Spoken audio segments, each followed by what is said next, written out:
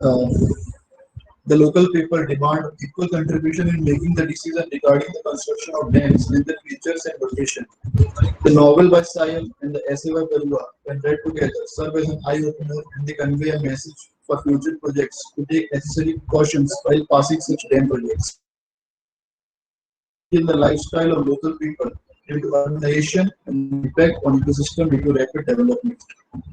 Thank you. Thanks so much, Vaibhav, for that very insightful paper. We will now take up a few questions. Okay, and so Yeah. So Mahendra is asking the uh, first. yes, so Vaibhav, there is one question from one of the attendees who asks that uh, what are the emotions of River Unkra in the discussed novel by Sayam? So, can you please elaborate on that? Yeah. So in the novel by Sayam, the river is shown to be very angry and emotional. So the river is angry from the people living downstream and the government because they are exploiting the rivers and they are not considering the river that or they are not considering the uh, values which rivers has given to them in the past years, and how much river has contributed in their daily life and how river has made them sustain their lives and help them in their occupational and occupational activities, agriculture, irrigation, and all such activities. So people have forgotten its importance, and river is very angry with the people. Okay, thank you, Vaibhav. And so there is another question. What are the short and long-term impacts of construction of dams on the society in general? Okay. So the short term impact is basically getting benefited by utilizing the power generated from them and then transferring the power to uh, main cities and then using it for development. But in long term, construction of dam leads to degradation of the ecosystem of the river and its surrounding and like totally degrade and destroy the ecosystem of the river and like totally damage everything. Nature, it totally takes the natural aura of the river and its surroundings. So in long term, it is harmful. Construction of dam in long term is very injurious to the society. Right, and this is one last question, perhaps that is there any effort that is being shown by SIAM, any contribution by the local communities, in order to perhaps reverse this large-scale construction of dams or the effect? Yeah. So look, as you can read in the essay by Barua, you can see that local communities have protested time to time for the construction of dam, preventing the construction of dam. So the government is like trying to create as many as dams as possible in this area, but local communities are seem to have been seen to protest peacefully. But the government is calling them Maoist and showing that they are doing violent activities, they are damaging the roads, and they are hurdle to the development. But the local community want a peaceful say in the construction of dam, and they want that they should get their say, and they want to protest peacefully. But the government is posing them as violent and Maoist. So, but the local community is trying their best peacefully to prevent the construction of dams in this region. Right. Thank Thank you. you so much, Vaibhav. And since we do not have any other questions, we move on to our next speaker. She is Srishti Jain, and her topic is literary analysis of From the Market by Rajendra Bhandari. Srishti is a final year BTech student, once again from the Department of Computer Science and Engineering at IIT Jodhpur. And she is very passionate about music, literature, and data science. So, Srishti, over to you. Thank you.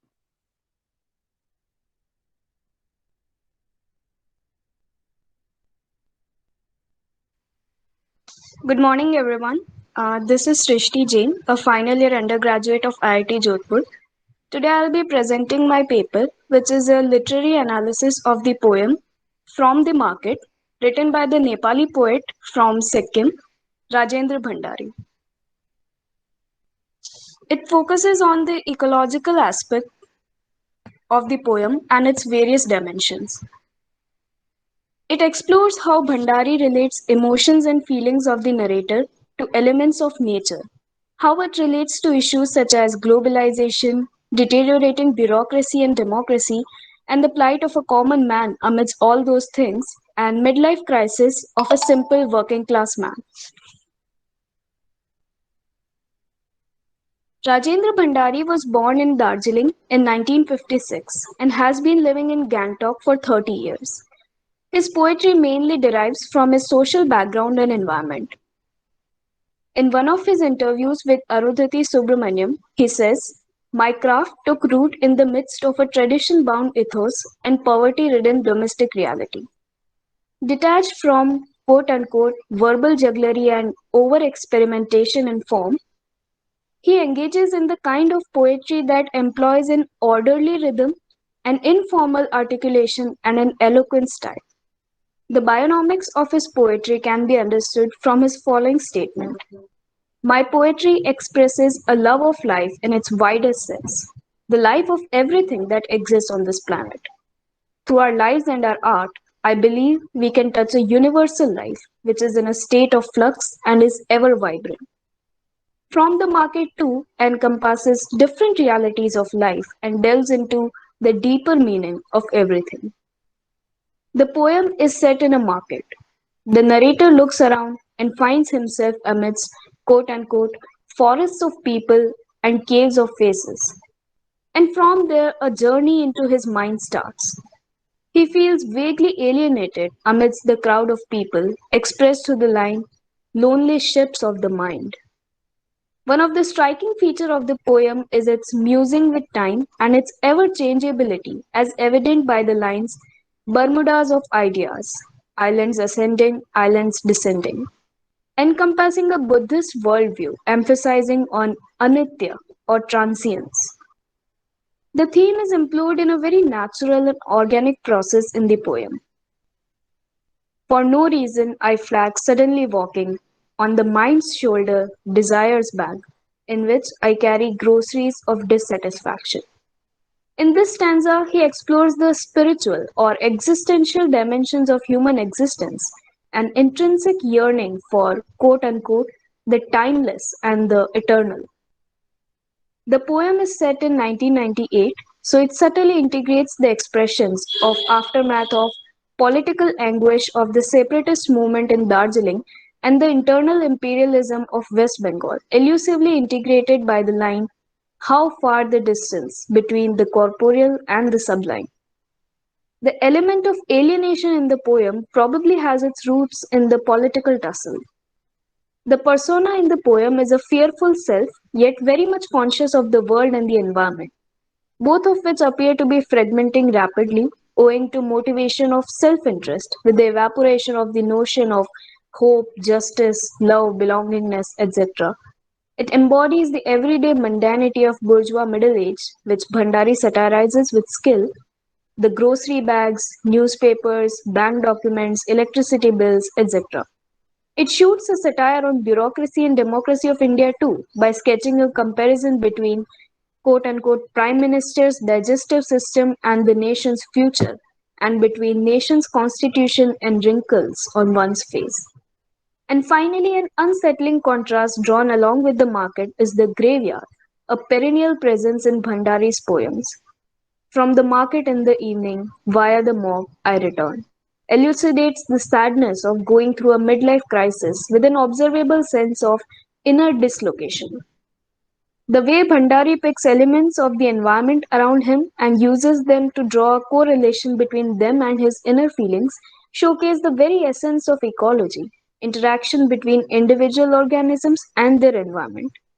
He beautifully uses his surroundings to explain his inner turmoil and dilemmas.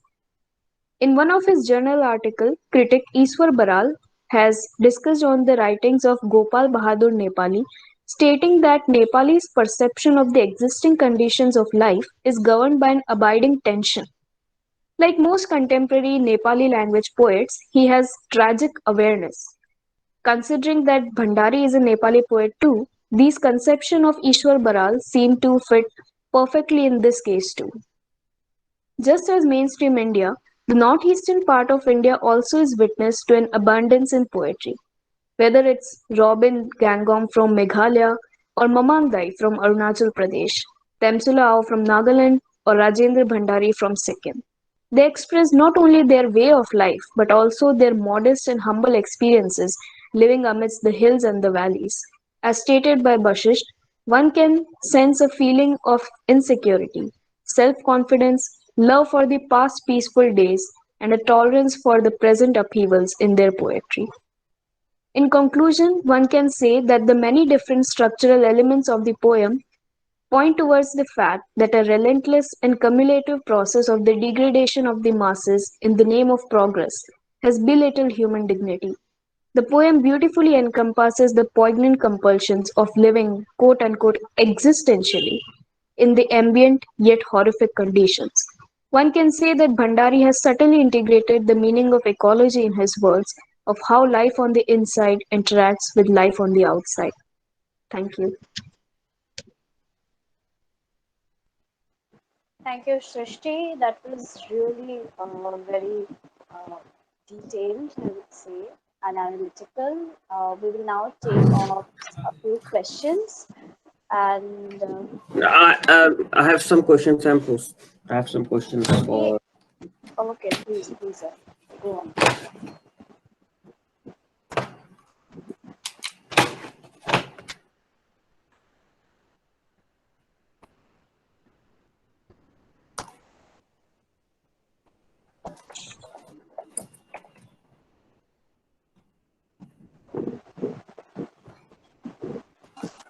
Guys, Praveen and Dharmendra is only here. Others are absent today. I think students are in the mood of having holiday today. Okay? Only, I think this is the first time when we are having only two. Could you please Yash, mute can you yourself? please mute I, yourself? I think because it is already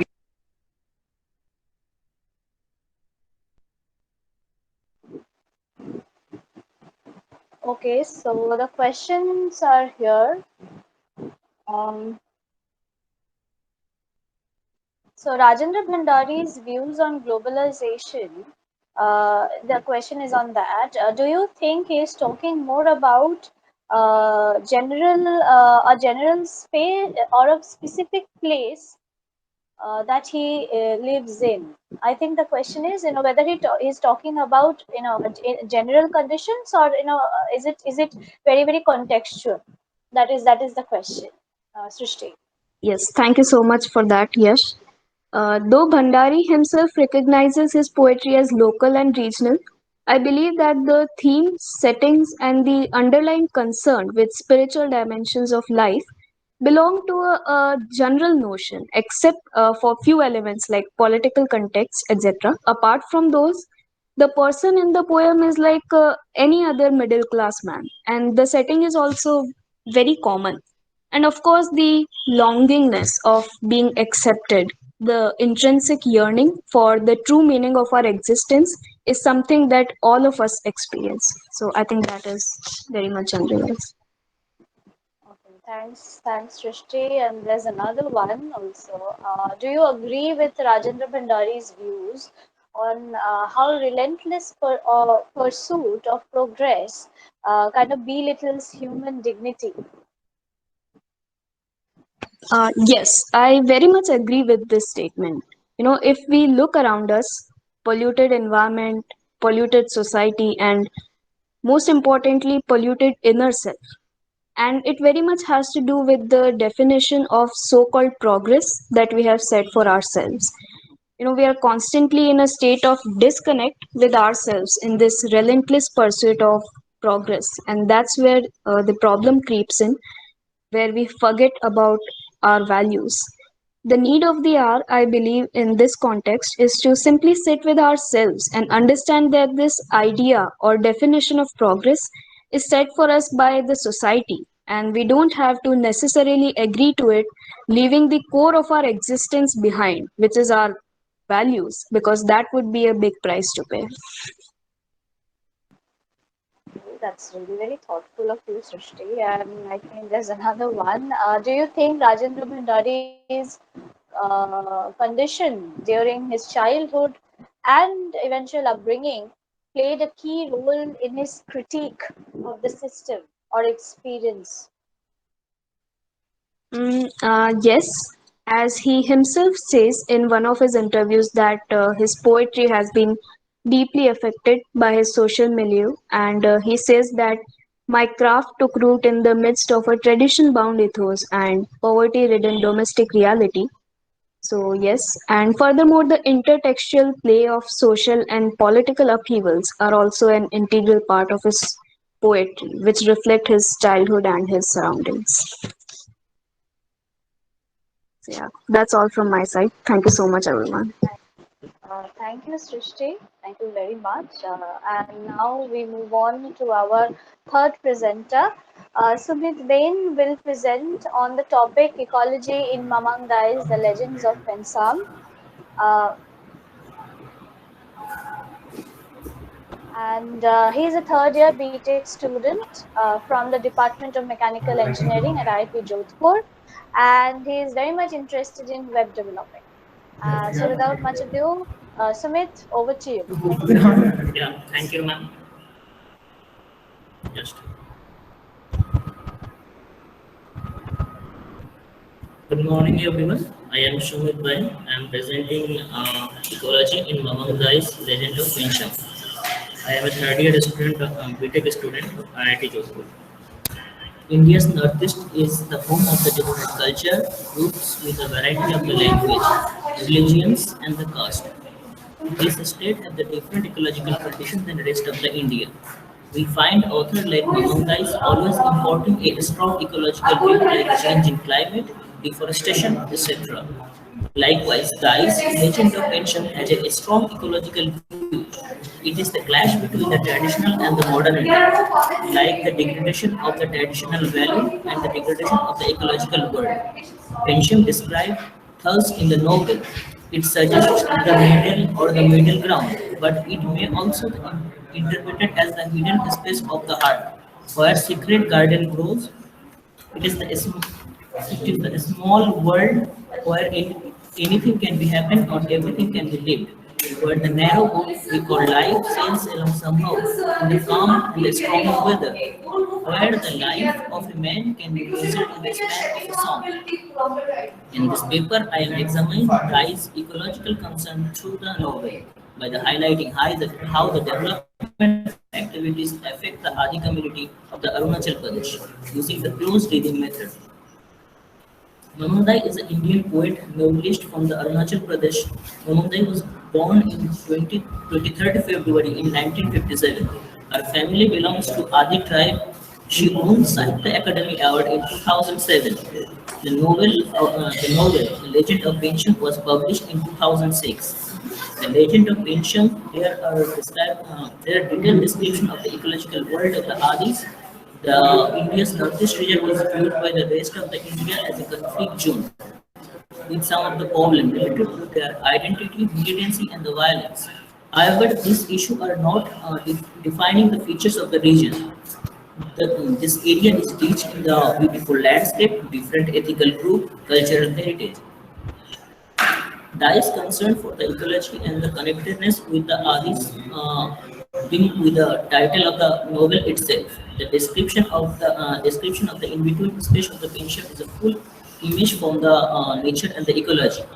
I read the story titled "The Road" from the A Matter of Time section of the novel to demonstrate how the development changes affect the ecological balance and life of the people of the Adi community. The story is the contemporary town of the Pigo after end of the colonial British Empire. It was considered a magical place. However, it caught the eyes of the British, and it was the only town in the region where the tarred road and concrete building and the electricity and daily budget. The novel shows the contrast between the town surrounding of the village until the road came. According to this narrative, the road brought the thief in grenades, which are considered a scared property by character of Dhun, the youngest elected member of the state assembly of the village, stand as a representative of the development as he is mesmerized the village with the image of the progress. A road vehicle and long rows of the electric pole linked by the toned black transmission wire. However, this image of the progress is also called the new edition of the theft that spread like a wildfire. In fact, the other image, the ecological and the environmental degradation, such as the village tearing away, the land is being stolen, the forest is being cut, the logs floated away through the river, and what was scared the old sense of the joy that was being lost. The idea of loss carries with the ecological message of the novel. This is also observed by the Santosh Kumar Malik when he explained how the globalization and urbanization, as well as the modern development project undertaken the government are rapidly changing and simultaneously running the tradition and cultural belief system of the Adis as the biodiversity and the ecological balance of the Sri Valley of the Arunachal Pradesh. Finally, I conclude my paper with the words like the novel ends with the ambiguity, with the image of the nature being juxtaposed with the progress of the development through the lens of the binocular that has been passed since the colonial time. On the one hand, there is a canopy of the tree and the river. On the other hand, we also see the narrow apartment block, grubby street, and the bamboo scaffolding coexisting to next another. Then the separation between the two gets blurred when the narrator see a blue smoky evening through a window, through the cement walls, through the hills, and the ambiguity is accompanied with the hope of the images. A bright harbor, including the destination, and the sail of the boat, including the mean of the reach of the destination. Thank you. I end my paper here. Thank you, Sumit. So we will now take up the questions.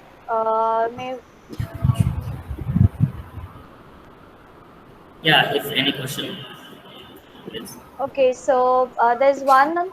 Do you think written literature suppresses oral narratives? This is one question for you, Sumit. Yeah, just I don't think so because written literature provides the bigger audience, more rich oral tradition. Also, there can be language issue, which written literature can help us overcome, allow the experience of the different tradition. Thank you. Okay, and what are the concepts that the author described using the imagery of the binocular? Okay. In the binocular, she gives a view of the progress and the development through the lens of the binocular that has been passed since the colonial times. On the one hand, there is a canopy of the tree of the river, and the other hand, we also see the cement blocks and bamboo scaffolding and something. This we try to see the two different parts: one the ecology, and one is the modernization.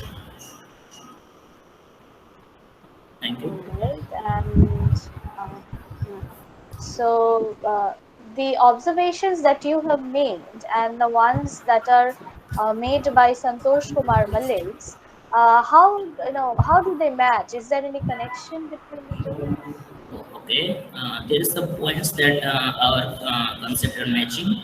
That how globalization and urbanization, as well as the modern development project undertaken by the government, are rapidly changing and simultaneously running with tradition, culture, belief system of the Adis, as well as the biodiversity of the ecological balance of the Singh Valley of the Arunachal Pradesh. These are the some points that our view are matched. Thank you. Thank you so much, Sumit. And I think that will be it for the question answers. Our next presenter is Rajendra Das, a PhD student, and he will be speaking on eco-critical reading of the Legends of Pensam by Mamang Dai.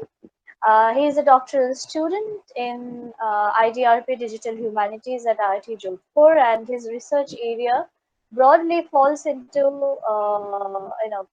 the ideas related to digital archiving, cultural heritage, semantic web, and metadata. So, Rajushi, the floor is yours. Thank you. Thank you, Sharanya. Could you please confirm that my screen is visible or not? You are very much audible, but it is not visible as yet. Nothing is visible as yet. Just wait. Now?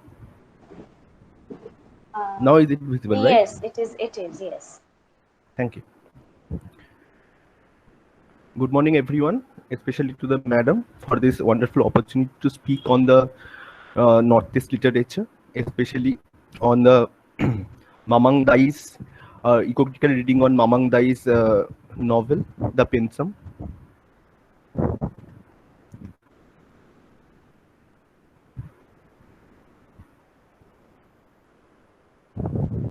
Mamang Dai, as we know, is a noted poet, a civil servant, and literary activist of Arunachal Pradesh. And most importantly, she is a narrator, a cultural historian par excellence of the peaceful space in an otherwise restrictive region. The very name Arunachal Pradesh means the land of the dawn-lit mountains from Sanskrit. As this state receives the first rays of the sun in the country and is moreover one of the greenest part of the India. Arunachal witnessed an aspirational nation-building spree in the wake of the independence. The new development discourse after liberalization of the economy and its allied physical mechanical advances came in by completely disregarding the ecological fragility and extreme vulnerability of the area. The fact that it shares India's international border with China should also be reckoned with to get to the context. The goal, however, of these development interventions is also to integrate the local tribes into the national mainstream at the great cost of the erosion of their cultural and value system.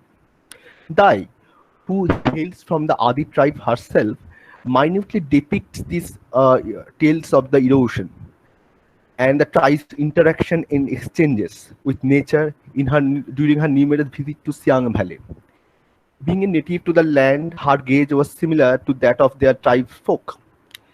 There, she witnessed the close relation of the tribe and the surroundings, and the experience depicts by the myths, fables, legends, history, folk way of life, and oral stories, and the evolution of Adis in her fictional collection of tales titled as The Legend of the Pensam, written in 2006. Ecological criticism is a methodology similar to other forms of cultural criticism, such as post-colonialism and feminist criticism. It is interesting to notice that post-colonial studies and eco-criticism has many elements in common when dealing with the subaltern position. On the other hand, ecofeminism emerged as a product of the peace, feminist, and ecology movements of the late 1970s and the early 1980s.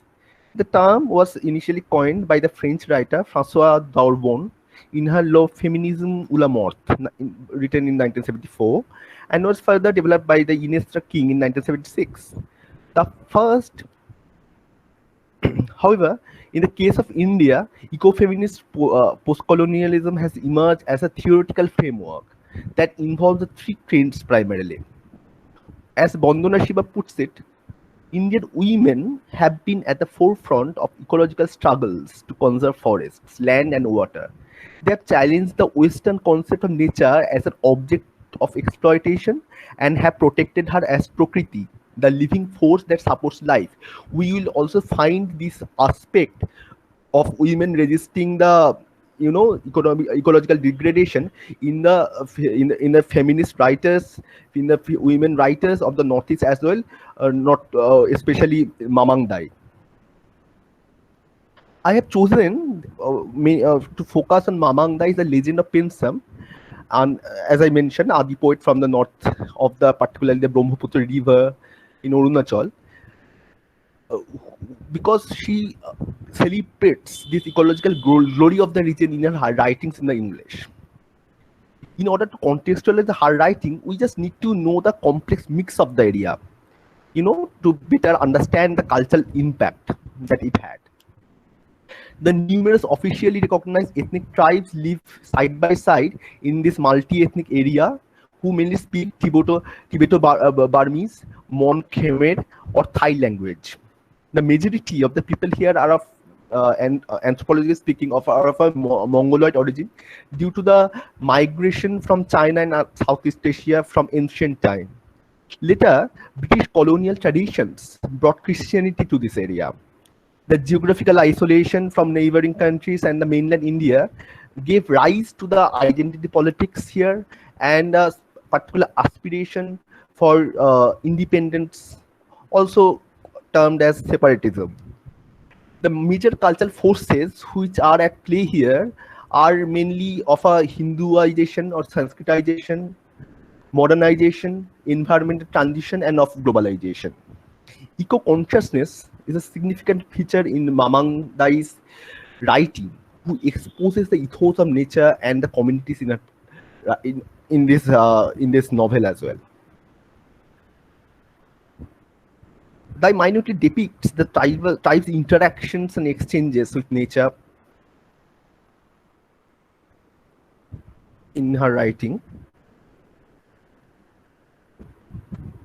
Mamang Dai writes her novel, in 19 stories divided into 4 sections. The sections are called A Diary of the World, Songs of the Rhapsodist, Daughters of the Village, and A Matter of Time.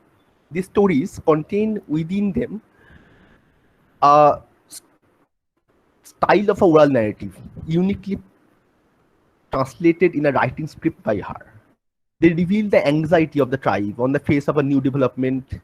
New developments, the people of the tribe lament shunning their ancient way of life and grudgingly adopt the change. These stories are replete with a sense of loss of a primordial way of life, values, and culture, which is so intrinsically connected with the surrounding nature. In this context, the legends of Pinsam attempts to discover the soul and touch upon the very soul of the Adi tribe. In one of the preliminary pages, Dai states that in the language of the Adi, the word Pinsam means in between. And she goes on to add that it suggests the middle or middle ground, but it may also be interpreted as the hidden spaces of the heart where a secret garden grows. It is the small world where anything can happen and everything can be lived, where the narrow boat that we call life sails along somehow in calm or stormy weather, where the life of a man can be measured in the span of a song. Now we'll later see in this paper that these secret gardens in the heart of a Adi person is also in different way depicted in the cult of Shiva, the Banaspati. Now, both literally and figuratively, Pinsam is an intersection area of reality and myth. A myth where we can see the shamans or the priest calling their spirits. The reality and myth interchangeably used throughout the body of this writing. It becomes one.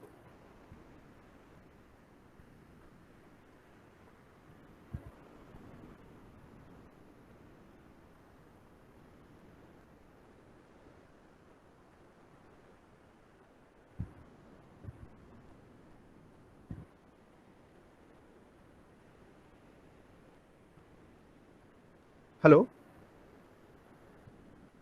Yes, Rajeshri. Am I audible, right? Yes, you're not. Okay.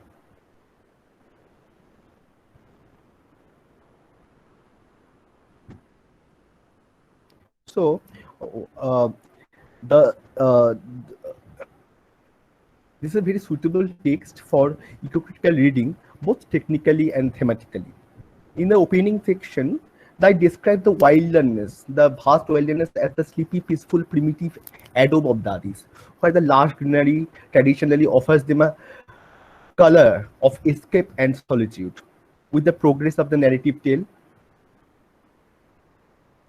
we see the non-human agencies sitting comfortably with the Adi people. It reminds us of a line from the Buell, the eco-criticism as a study of the relationship between literature and the environment conducted in a spirit of commitment to the environmental practices. This praxis we will see in the writing of all other Northeast literary figures prominently. The praxis also was talked by the professor, the keynote speaker. The rich culture heritage and pristine way of life, which was oblivious to the outside world, become exposed to the political development and economical greed, which failed to understand the filial bond of humans with nature. It reminds me of a certain excerpt from a Gabriel Garcia Marquez interview where he refuted the European journalist by saying that we, the people from South America, visits and visualizes the ghost in their lives, which may be termed as absurd in the worldview of the metropolitan core from Europe. In this writing, that the shaman or the priest calling spirits can be seen or translated as a tool of a hapless population, as a tool of the hapless population to resist the incoming invasion of modernization and development. They have nothing in their hands, so they are calling all their gods and ghosts for their protection. The visual imagery invoked in this novel is stunning. The literary imagery techniques issued to depict the peacefulness of life in nature with a lamenting tone. Let me demonstrate this by using the following excerpt. I quote, "The river cuts through our land as before in its long journey to the sea, inspiring the red flowers still blaze against our sky. But the old people now, the few of them alive, turn slowly in their sleep as the fires burn down to a heap of ash. In the middle of the night, a bird swoops low and calls out in a wild staccato note. The thatch rustles, the bamboo creaks, the darkness is full of breath and sighs. The rain comes gently, bathing the night." Such a poetical observation, even in a novel. I unquote. In this example, rivers, mountains, animals, forest, and rain are used metaphorically to describe the interconnectedness of the life world of the Adis with nature. The rain especially brings the vast wilderness into life. Therefore, it acts as a conduit for the world of living and the non-living. And the whole nature is personified as a divine life, giving and sustaining entity. This belief in animism made the Adis hold every natural thing as sacred and therefore worthy of preservation. They use flashback techniques for storytelling. The first section is filled with the description of the last beauty of an imaginary place called Gurdum, which is probably based on the Siang Valley of Arunachal Pradesh. But the concluding section, A Matter of Time, depicts completely different view of it. The development projects imposed on the tribal areas alter beyond recognition the pristine world of the Adis. Post-globalization and consumerism has made deep inroads to the nature, to their Adi lives, and supernatural life world of the Adis destroyed. And it caused for the big disruption. The whole of the Arunachal Pradesh is a biological hotspot. The terrain and the geographical expanse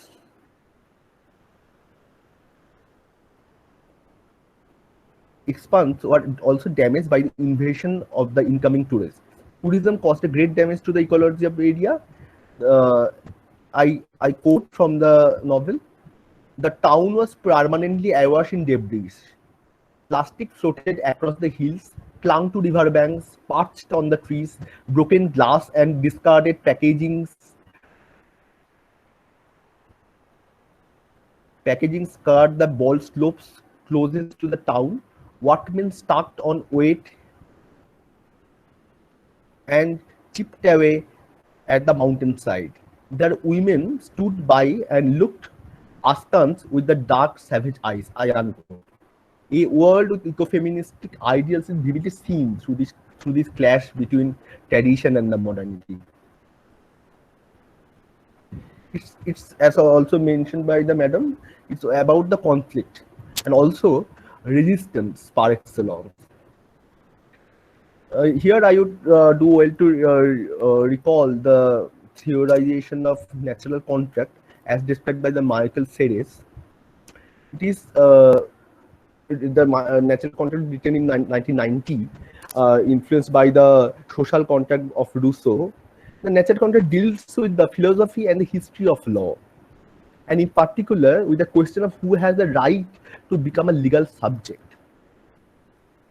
Now we know nature doesn't have the hand to sign any contract, but as it is clear in the writing, nature is also vividly exhibited, made animated through the writings and the writing of the Dai, which is also showing our resisting culture of the tribal people there. In Bruno Latour's actor network theory is also a case in point. He strived for a modern constitution where human and non-human existence would be respected and non-human ontology would come into being. Actor network theory, as we know it, is a theoretical methodological approach to social theory where everything in the social and natural worlds exists in constantly shifting networks of relationship. It posits that nothing exists outside those relationships. Therefore, the particularly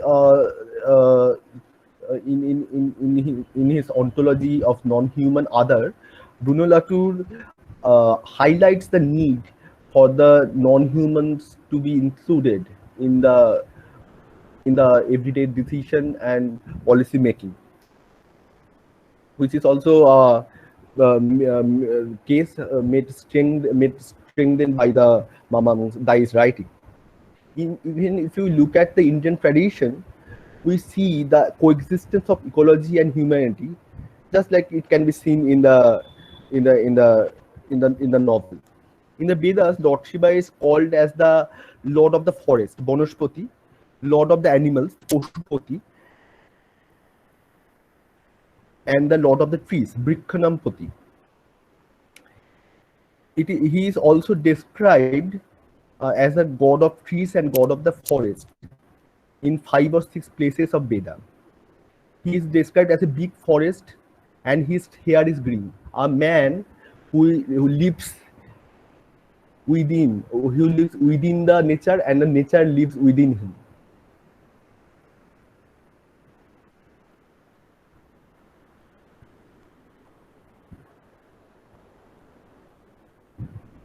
This is something we also see in the Dai's writing as well. Thank you. Okay, thank you, Rajeshri. That was really very detailed and to a lot many ideas and a lot many philosophical schools you touched upon, and really insightful. Thank you so much. So, a few questions. In the initial section, you mentioned Mamang Dai's gaze. Can you please elaborate on the idea of gaze that you have used in this context? Yeah, sure. Thank you for the question. As we've seen in the many cases, in the cases of the analysis and even which also the madam referred in passing, that we need to intervene in the everyday degradation of the ecology. You see, a certain actionable practice of the theory or the praxis we require to to stop the gradual degradation and all. So in that context, the outsiders who are visiting the place for various other reasons, maybe for military activity or job or for tourism purpose, is leaving behind a certain trail of this very destruction that we are here opposing. So and the mainstream media are replete with the narrative of this outsider visitors prominently. But in the case of the Mamang Dai, she is not she is she at times donned many cap. She was a civil servant, journalist, and now a literary prominent figure of the region. So but her gauge organically developed from within the space.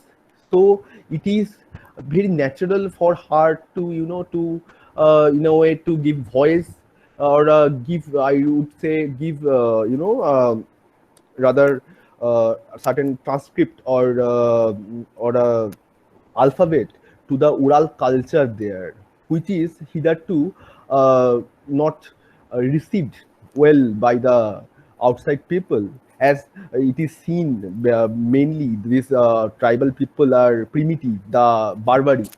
So when the someone from the tribe itself emerged to write and voice their experiences, it becomes one with their own. Right? It is not refracted view, refracted gate. That is what I meant by the thing. I hope I answer your question. I answer your query, Sharanya. Right.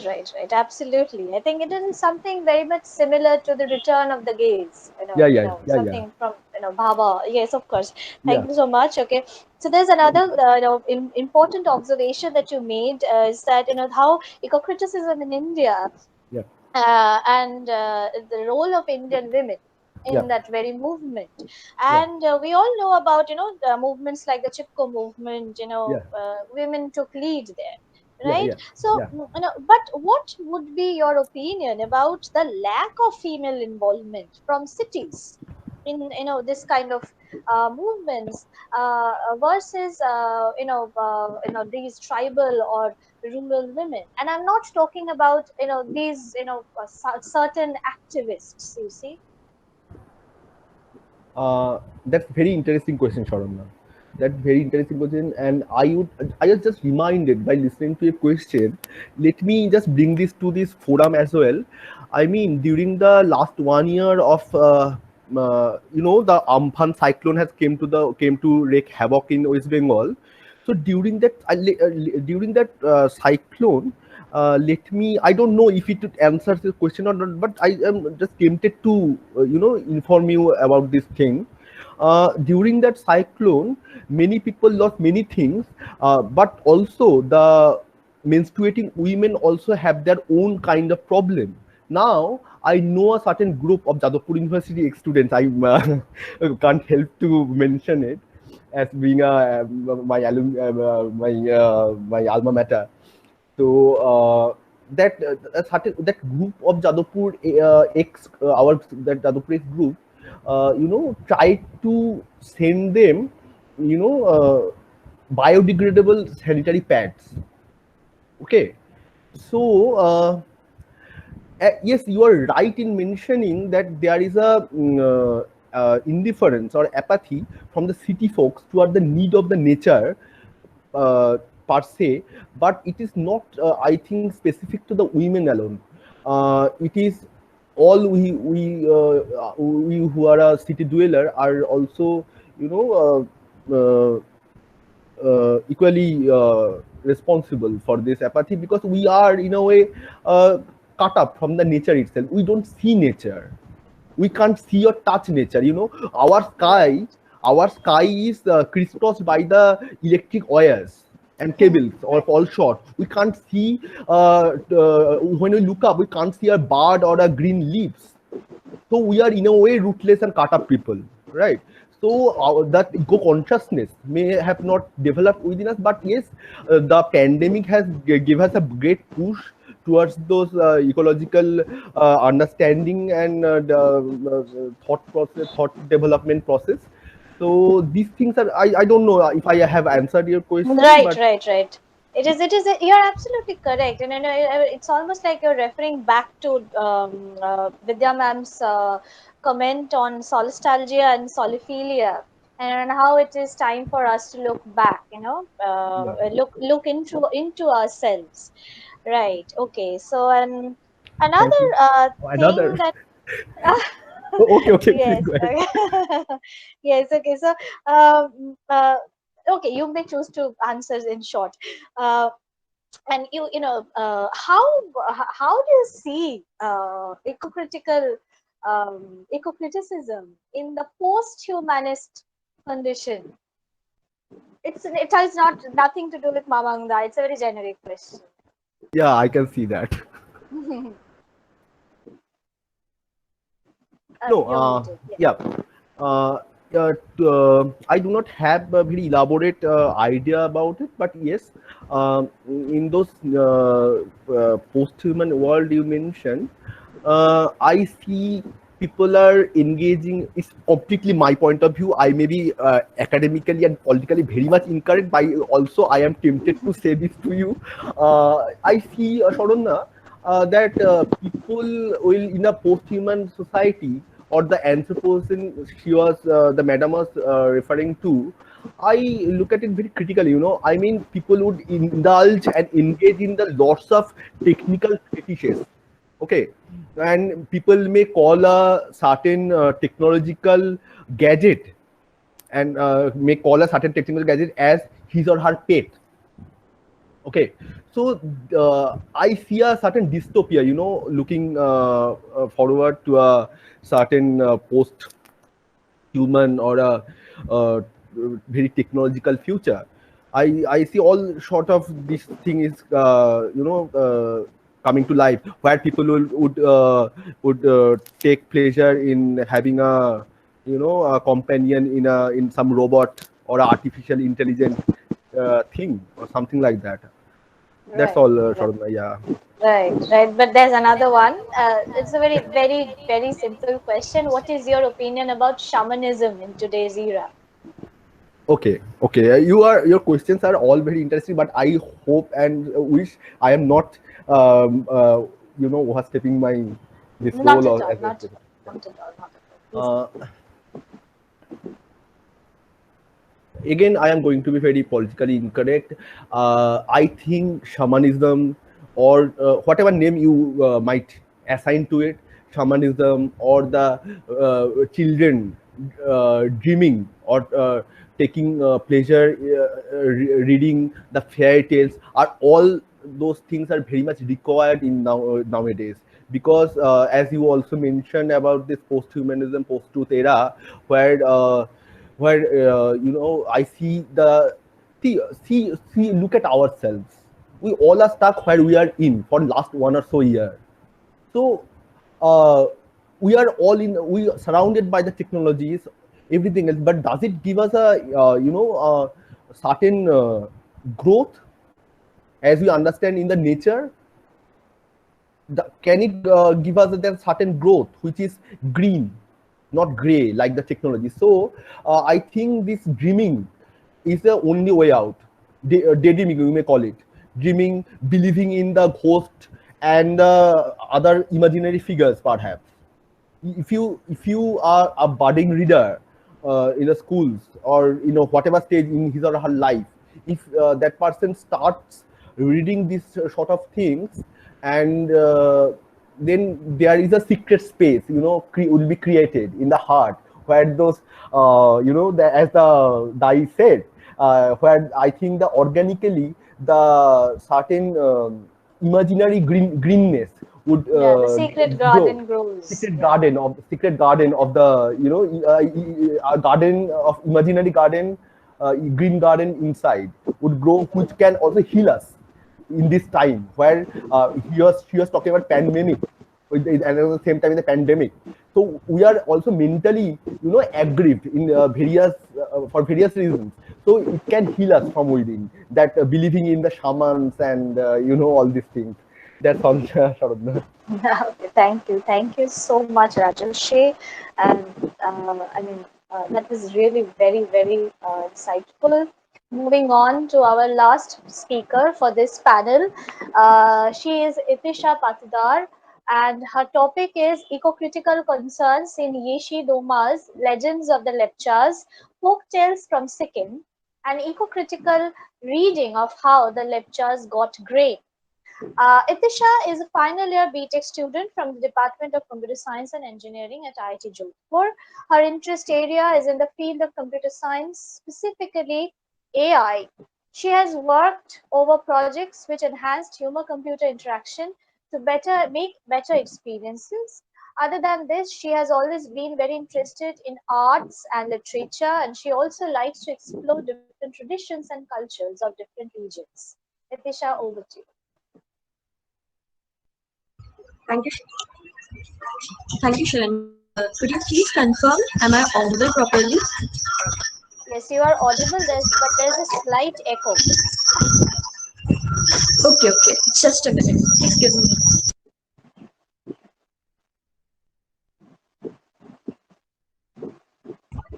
Is it fine now? It is better.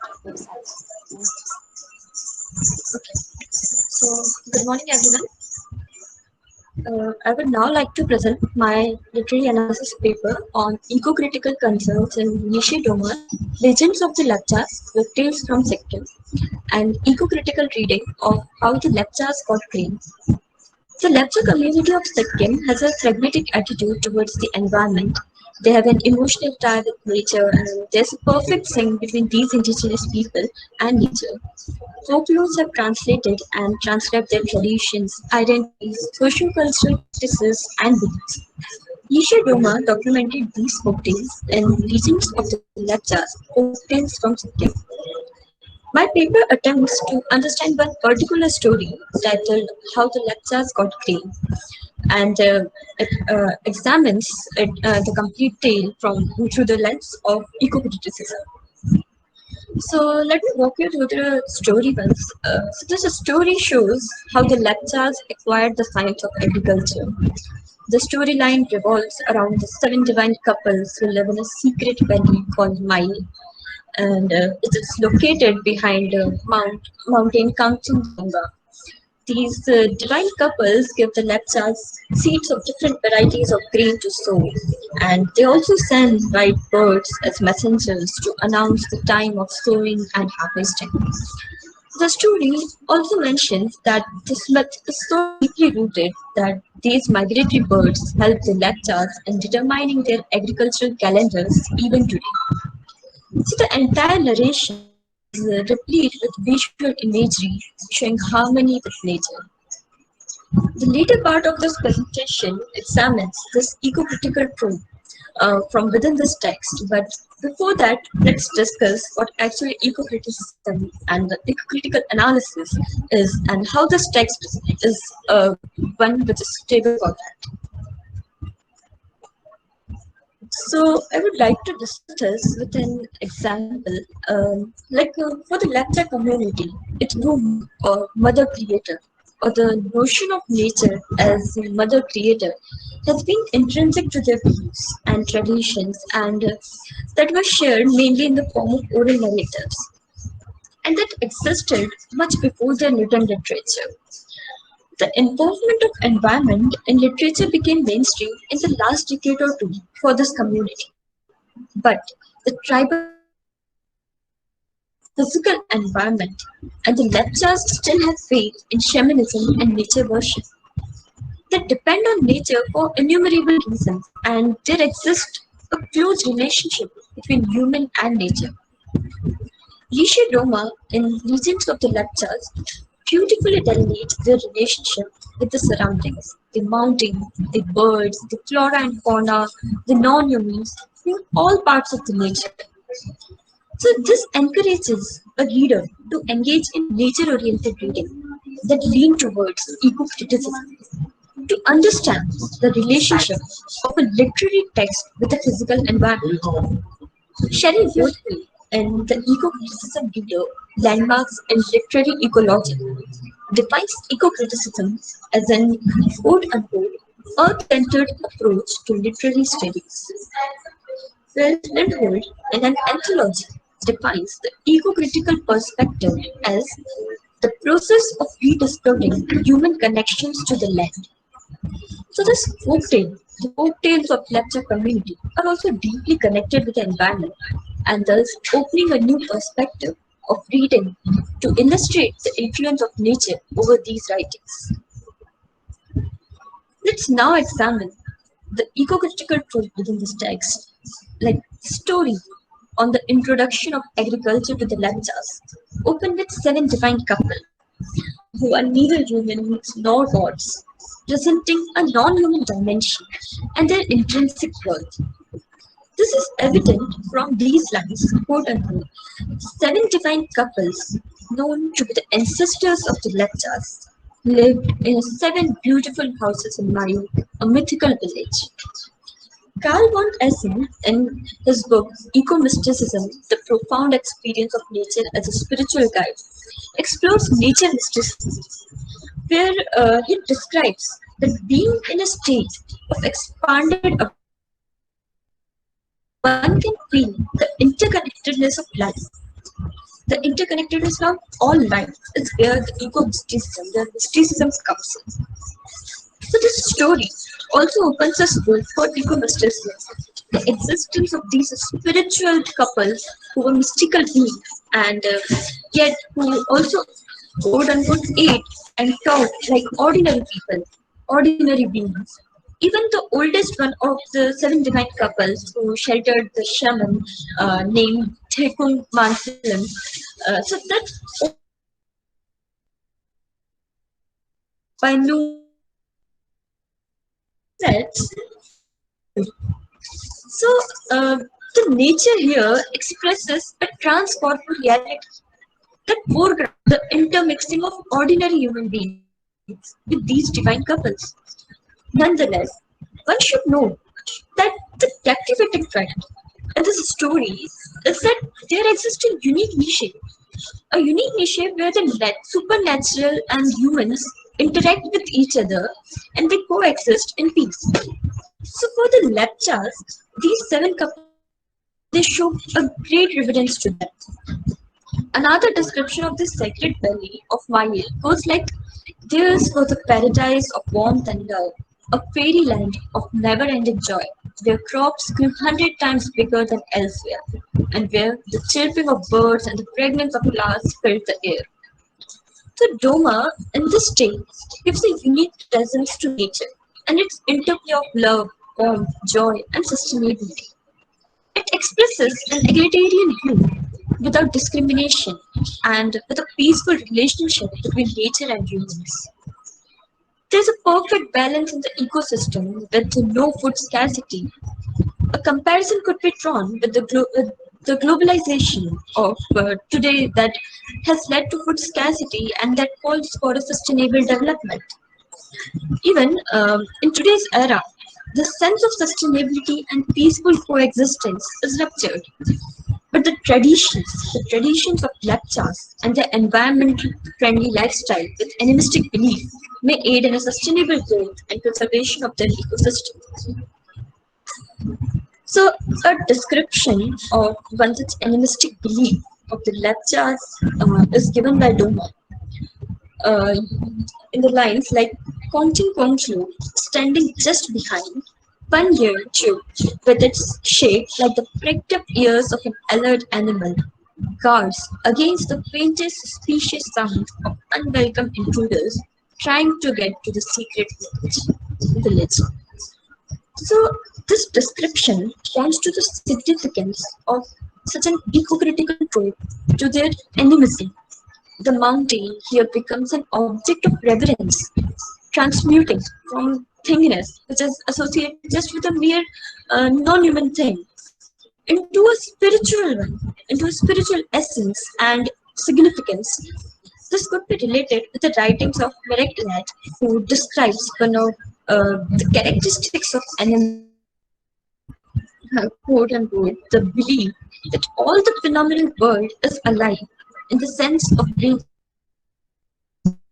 cultural artifacts, and the natural entities, both biological and inert. The mountain consular is also personified, who acts as the guardian of miles. This narration about mountains in the story reflects the sacred association between the mighty Kongchung and the Lepcha people who consider it as their deity. So the non-movement is not just portrayed as alive, but it is also filled with eloquence, and articulation. Just a second. The origin of the Lepchas thus inherits a secret.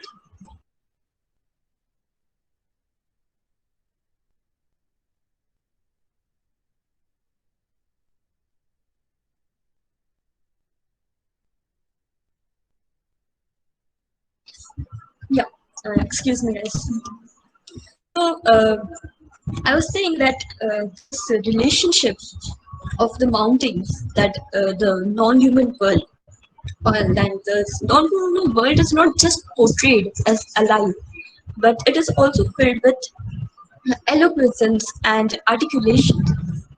The origin of the Lepchas thus inherit a sacred animistic bond with the mountains, which had been in existence since the time of the beginning. Since beginning of the time. I'm sorry. So, and another worldview of the Lepchas could be found in the lines. The cuckoo announced to the people it was time to sow dryland paddy, and other birds announced it was time to harvest the crop. So, these lines introduces the readers to a unique bond between humans and an indispensable part of nature, that is birds. And they have been rendered with immense significance. It also reflects the angelic and divine roles played by the birds in the lives of the Lepchas. As they culture practices, this narration justifies the bond and the conservation myths which are associated with it. So, the Legends of Lepchas sings quite well with the 8 principles of deep ecology, which are propounded in his book, Basic Principles of Deep Ecology by Arnenis and George Sessions. According to these, deep ecology apply ecological wisdom by focusing on deep experience, deep questioning, and deep commitment. It emphasizes the interdependent value of human and non-human life, as well as the importance of the ecosystem and natural processes. Nice and George Sessions summed up their understanding of deep ecology as 8 principles of deep ecology, and one of these principles is the immense diversity of life forms on Earth, including forms of human culture, must have intrinsic worth. This principle is deftly touched in the tale, and as the divine couples, the mountains, the birds, they all come to birth here. Also, the role of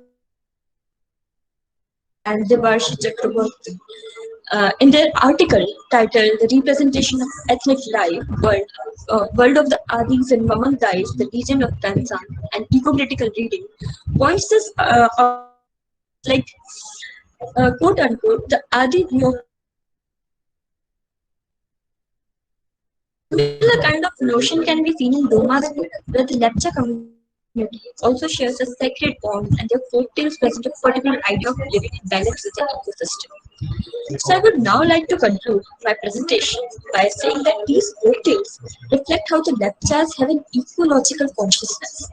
Today's generation is struggling to balance economic development with natural resources conservation.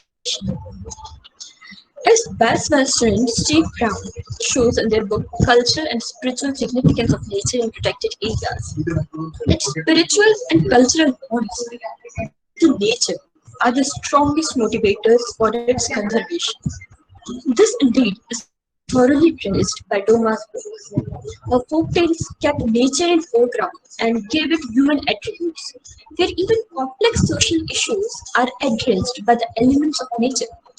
So the lecture folktales open a substantial potential of nurturing and sharing nature in all dimensions the lecture community serves as an ideal eco-critical model of irrational conviction towards nature. Thus, eco-criticism as an approach to interpret literary text assists a critique to appreciate the relationship between nature and human and not just social relationships amongst the people. Thank you. Thanks so much, Etisha. So we open the floor for discussion. Also, we can take in some questions related to Etisha's paper, and also if there is any general question and answer, comments on the Yeah, presentations in the panel. yeah, Sharada, I have some question to Itisha. I'm just pasting it Yes. on the comment Oh, box. sure, sure, sure. Please do that.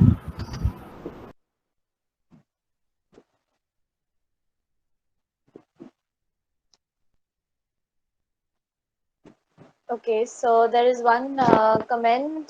This was a great presentation, Itisha. I liked how you cited a lot of text and used slides for better visibility and how you linked everything with each other very elegantly. Okay, so the one question for you is, do you think philosophy of deep ecology could lead to sustainability, Itisha?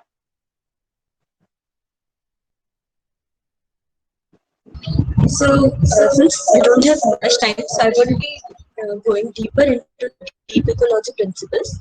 But the one which I mentioned in my presentation was the interconnectedness. The interconnectedness of all the different forms of lifestyle. So, going with that principle, I think definitely the principles of deep ecology could help us in achieving sustainability. Ecosystems require every member to function, and there we don't need an interference or like which is uh, which goes in a negative side to some other, like a part of an ecosystem. So in this infinite relationship, all things help to contribute to the richness and diversity in life.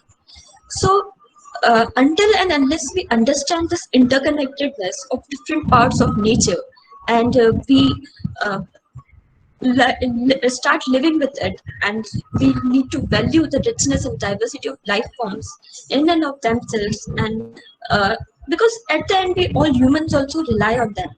So, this explains that ecosystems are self-regulating and self-maintaining also because of the biodiversity and interdependence. So the principles of deep ecology, according to me, would definitely help in achieving sustainability. Right, right. Okay. There's some more actually. So you mentioned about the conservation of kaku. Is it still practiced? Yeah, definitely, it is still practiced, and uh, I don't remember the exact article, but yeah, in one of the article I also read that the Sikkim government has many rules and regulations for the preservation of kaku, which is now termed as cuckoos, and 52 or 52 of species of cuckoos migrate to Sikkim every year. So they pay special attention to their nesting and not disturbing their habitats. Right. Okay. And I don't think there is anything else. If there is any question from on the on the overall presentations from this panel, um, I don't think Uh, there is any. Shania, I think we need to move to the next session. Exactly. Uh, Yes. So yeah, we are we are running already short of lagging time. behind. Yeah, Yes. yeah, we are. Yeah, Okay. and So there I were some thank technical issues. everyone, and I leave it to Mom to take over from here. And thank you once again to all the presenters. Thank you very much. Thank you so much, Sharanya, for that.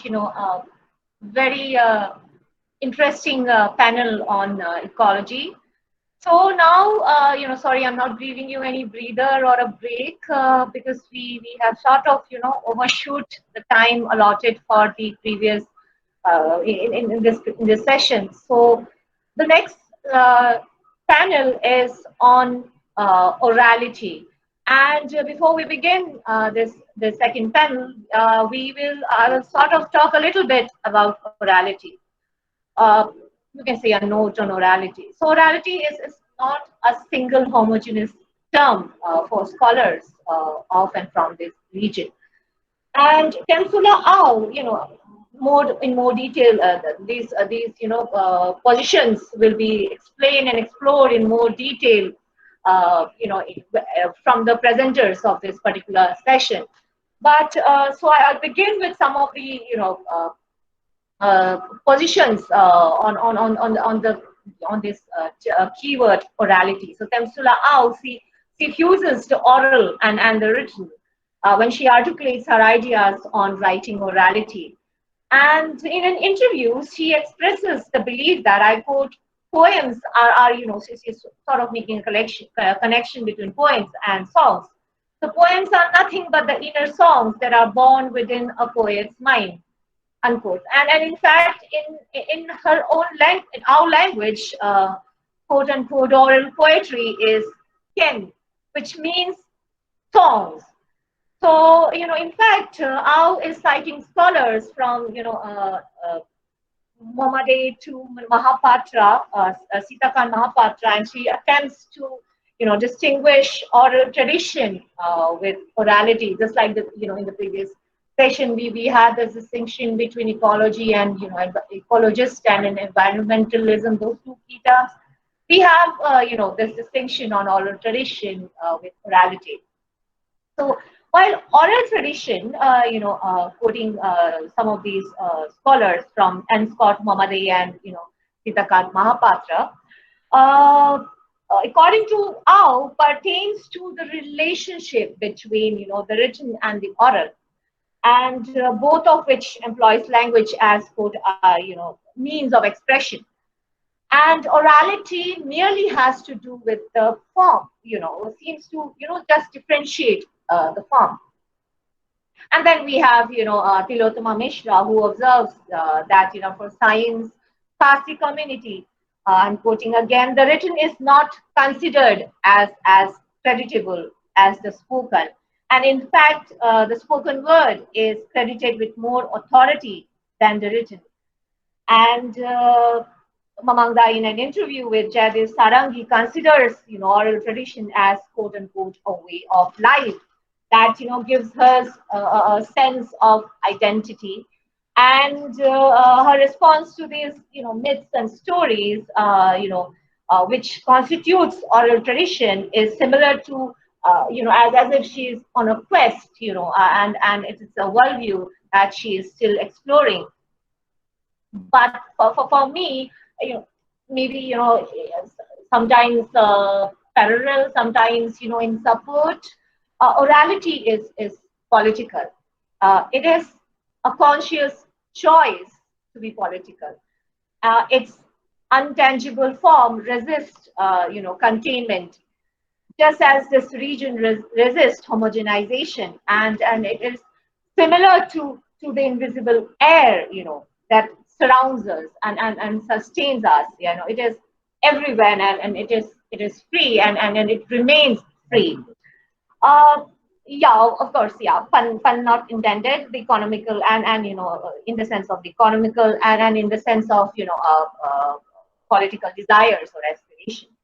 So with this note, I have to admit that my students in this panel would be in a better position to reflect on orality, and so without wasting any time, we start this panel. The second panel is going to be chaired by Supreet. And Supreet is a doctoral student from IDRP Digital Humanities. And her research area is digital heritage and culture. So Supreet, the floor is all yours. Thank you so much, ma'am. A very good afternoon to all of you. I, Supreet, will chair the session on orality. So before we move ahead, I'll discuss the rules here.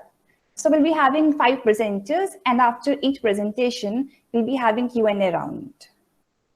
I wish all the best to all the presenters. And now I'll call our first presenter, Yash Kumar Singhal. He's a first-year MTech student from Department of CS and Engineering at IIT Jodhpur. He's interested in cognitive science and AI. Apart from that, he's also interested in film studies and the art of narration. And today he will present the paper on orality in Rajendra Bhandari. So over to you, Yash. Thank you, Supreet, for introducing me. 1 second, I will present my screen current now. Is my presentation visible? Yes, it is visible. Oh, okay. Good morning. So my name is Yash Kumar Singhal, and I'm a MTech student from the first year at IIT Jodhpur. And I'm going to present here on the Orality and Ecology webinar on India's Northeast. And the paper that I would be introducing would be Orality in Rajendra Bhandari. So the present paper, the Orality in Rajendra Bhandari, attempts to scrutinize the literature from the India's Northeast, particularly its oral aspect and the significance of doing so by analyzing a poem by the Nepali poet from Sikkim, Rajendra Bhandari. The poem that I shall use for the analysis is an incomplete folk tune, which invokes a powerful image of an incomplete Nepali folk tune that drifts along the froths of the river Tista. So a little about Rajendra Bhandari. Rajendra Bhandari is one of the most prolific poets who resides at the foothills of the Sikkim and has been writing poems on Nepal for the last 4 to 5 decades. His writings often symbolizes the slice of life, the inner turmoil the characters go through, the human need to feel accepted, to feel love, and to search for his identity in the vast world. Bhandari's poetry often veers between satire at one end to feelings of nostalgia and thoughts of human beings at the other end. Hence, it is fair to say that his poetry often symbolizes the study of the human character, his or her place in the society, and the relationship between the human and the nature as a whole. Bhandari's poetry also expresses the current political and social upheavals in Sikkim, arising out of globalization. And he's not afraid to comment on the issues of losing one identity or the widening gap between the have and the have-nots. His poetry often encompasses the viewpoints of his childhood and upbringing, as he is part of a traditional Brahmin family, as he tries to come to terms with the change in his and the society, and often compares or rationalizes it. According to the critics, Bhandari's poetry is greatly influenced by the Nepali folk literature, the history and the life of the Nepali society, particularly situated in the hills of the Darjeeling and the Sikkim region. His poetry often stresses on the myths of the people in their respective place and hence their role in the Sikkim Nepali society. Oral tradition is often passed from generation to generation, usually in the form of songs, rhymes, and lullabies, signifying the day-to-day activities of the people. He has a deep interest in the Nepali folk literature and easily delves into the Nepali folk songs, belief, traditions, and culture, which is evident from his own doctoral thesis done on Nepali literature. Bhandari's poetry often goes into the narration of a simplistic life. The narration is also inspired by the oral folk tales, folklores, myths, and stories of the Nepali people. His poem, An Incomplete Folk Tune, demonstrate this. It begins with the title itself. Here, the term folk tune contains within it another word, the folk, that the latter has its roots in the Nepali oral tradition. In this poem, the Bhandari infuses a certain kind of nostalgia for the land and the dream for the future, as the author attempts to feel the vastness and the grandeur of the surroundings he is currently experiencing. The orality of this poem is most evident when there is a reference to a certain incomplete folk tune, Chhatti bhara bokera pirai, per jadu chhe tista koi terai ter. In this poem, it also symbolizes the importance of the oral. The poem participates as well as invokes a certain kind of oral tradition, when it incorporates themes from the oral tradition such as folklores through this oral folk tune, a tune that accompanies an orally sung song. An incomplete folk tune for Bhandari then becomes a poem about the Nepali oral culture, with its invocation of a folk tune. A tune is unusually heard in the sense that it pertains to oral. Yet in this poem, it is seen drifting along with the froth of River Teesta. By using the literal device of synesthesia, Bhandari transfers an oral experience to a visual image. This synesthetic experience merges the oral tune of folk song with the visual as images seen in the poem. Thank you, and hope everyone had liked the everyone liked my presentation. Thank you, Yash, for such a wonderful presentation. Now we'll take the questions.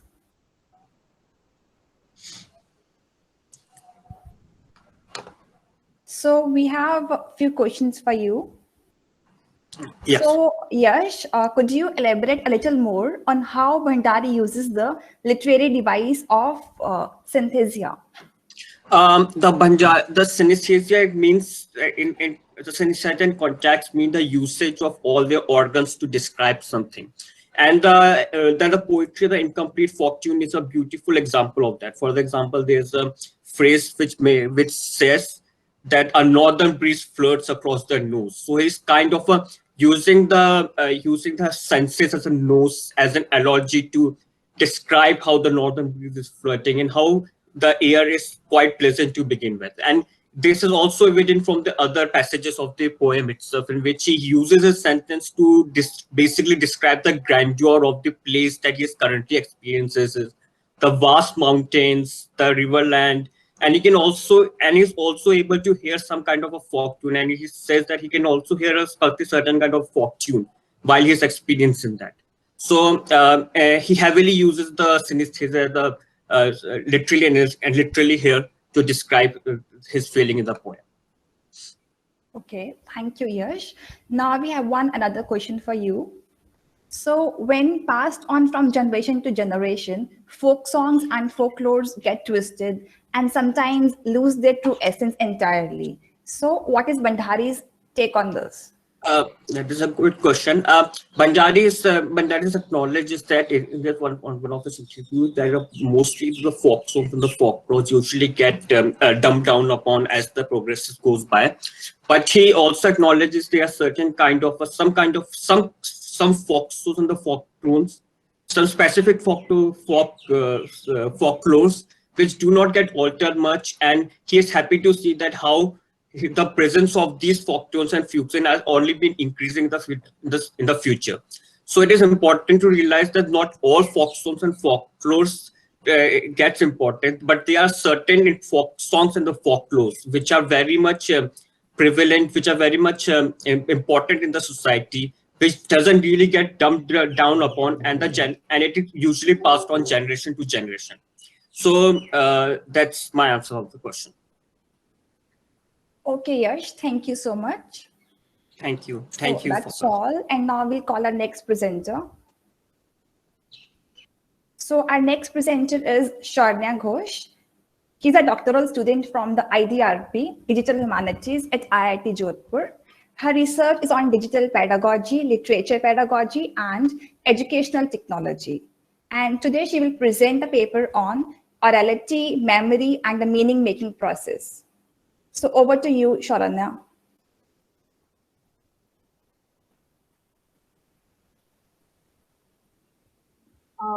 So Preet, can you please confirm whether I'm audible or not?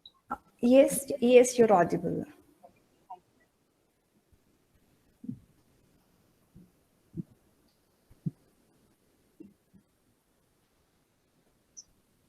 I hope it is visible to my screen, that is.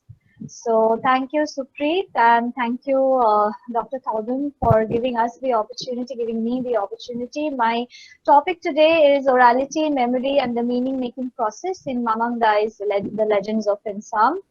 And these are some of the key areas or key issues that I will be discussing through this paper.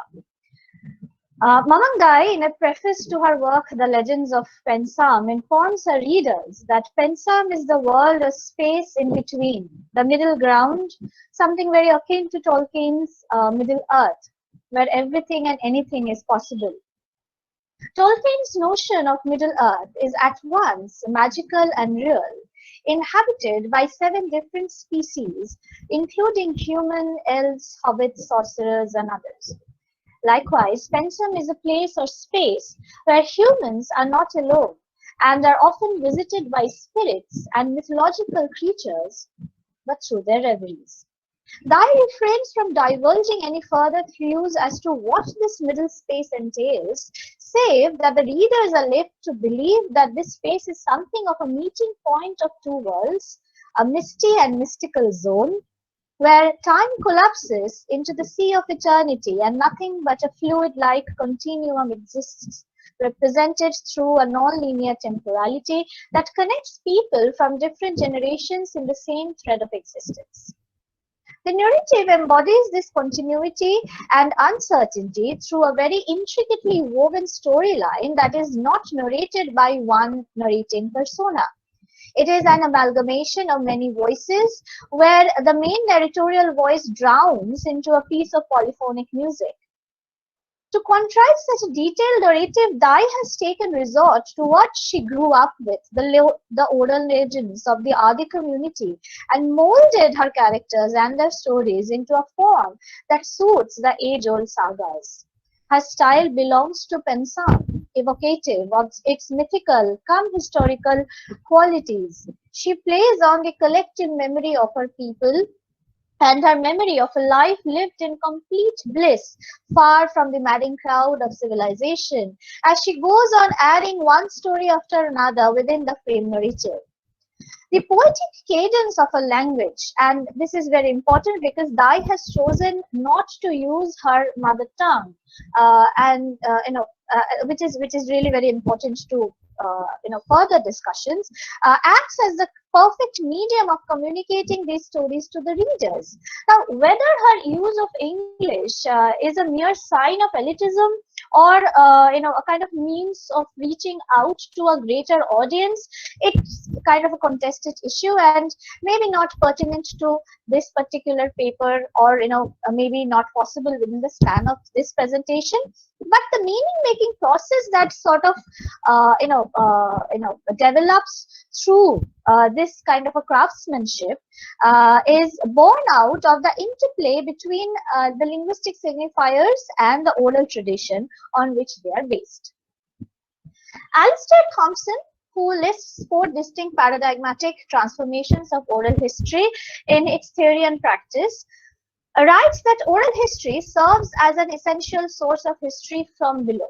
By assigning historical value to the oral tradition, Thompson, like many other scholars, frees it from the smears of incredulity.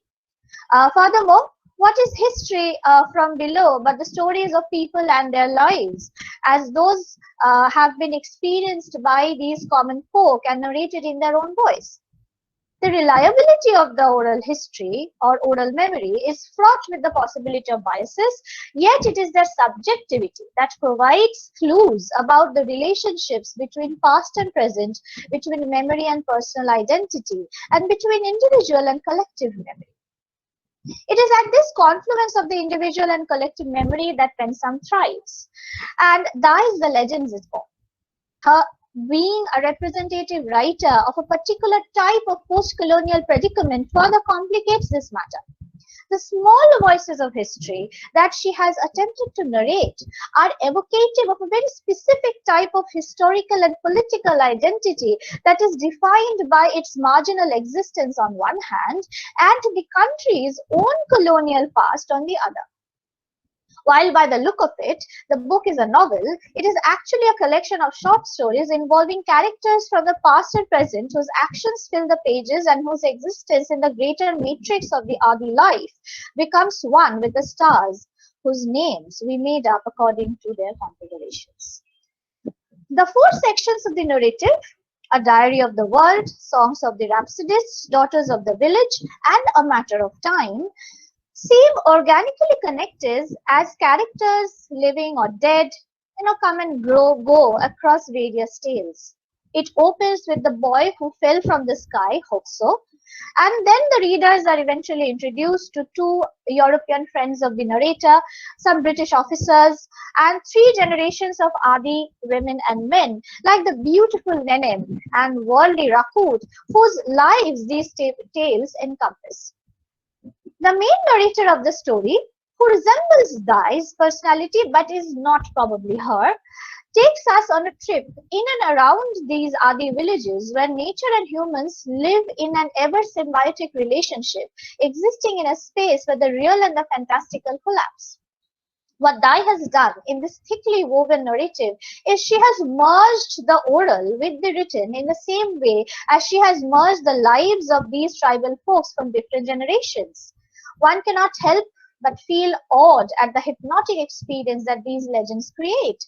Their very arrangement is such that the reader gets to swim through a sea of memories, both individual and collective, and realizes how none of these is disjointed per se.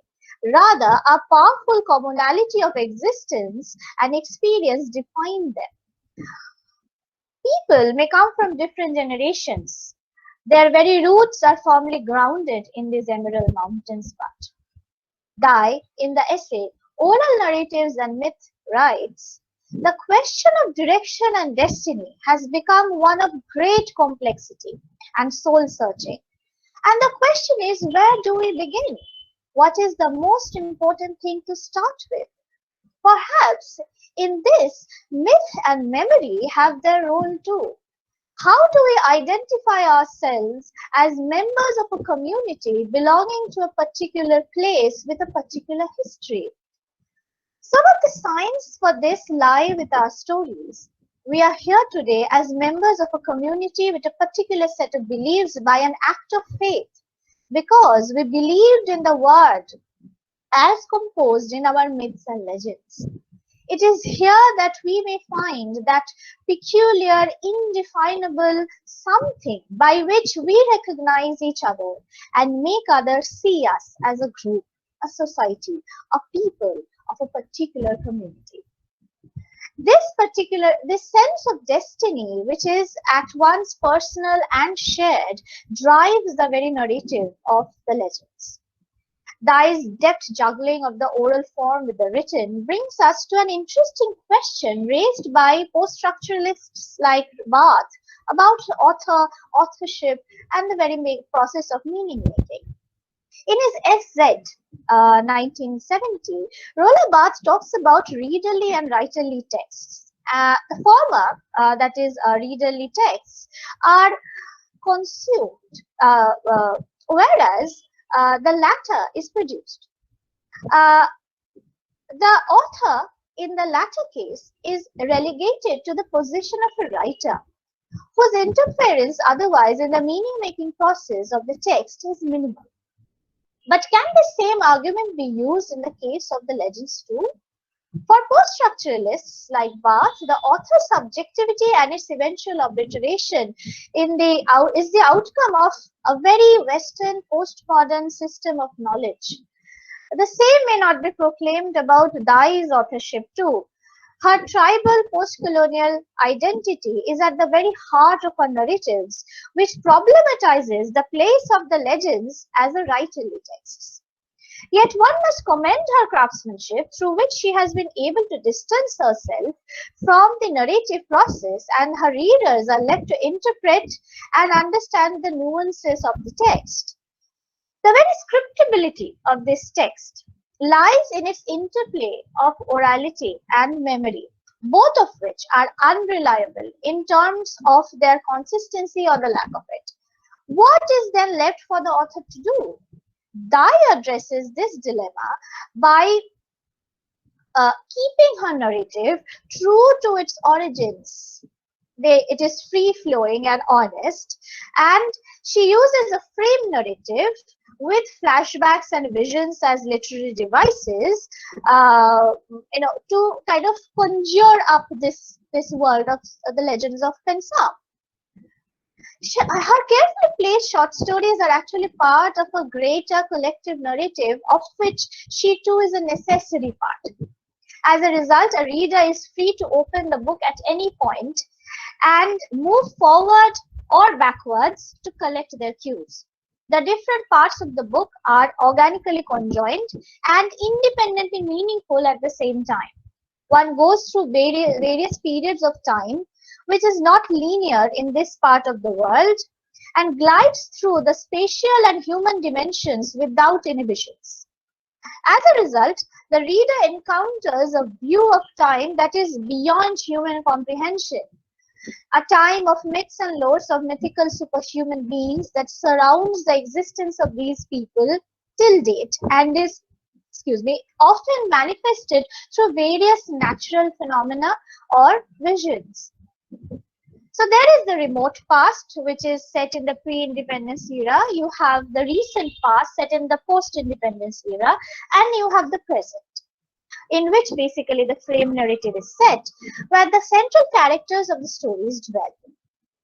A hint of the future is given in the final chapter, titled A Matter of Time, that is somewhat grey or possibly dark, and more rooted in the changing scenarios resulting from modernization or globalization. However, the linear understanding might fail as reader realizes that these characters, the narrator and the author herself, are never separated from this collective past that is both mythical, natural, and historical, even in their mundane existence.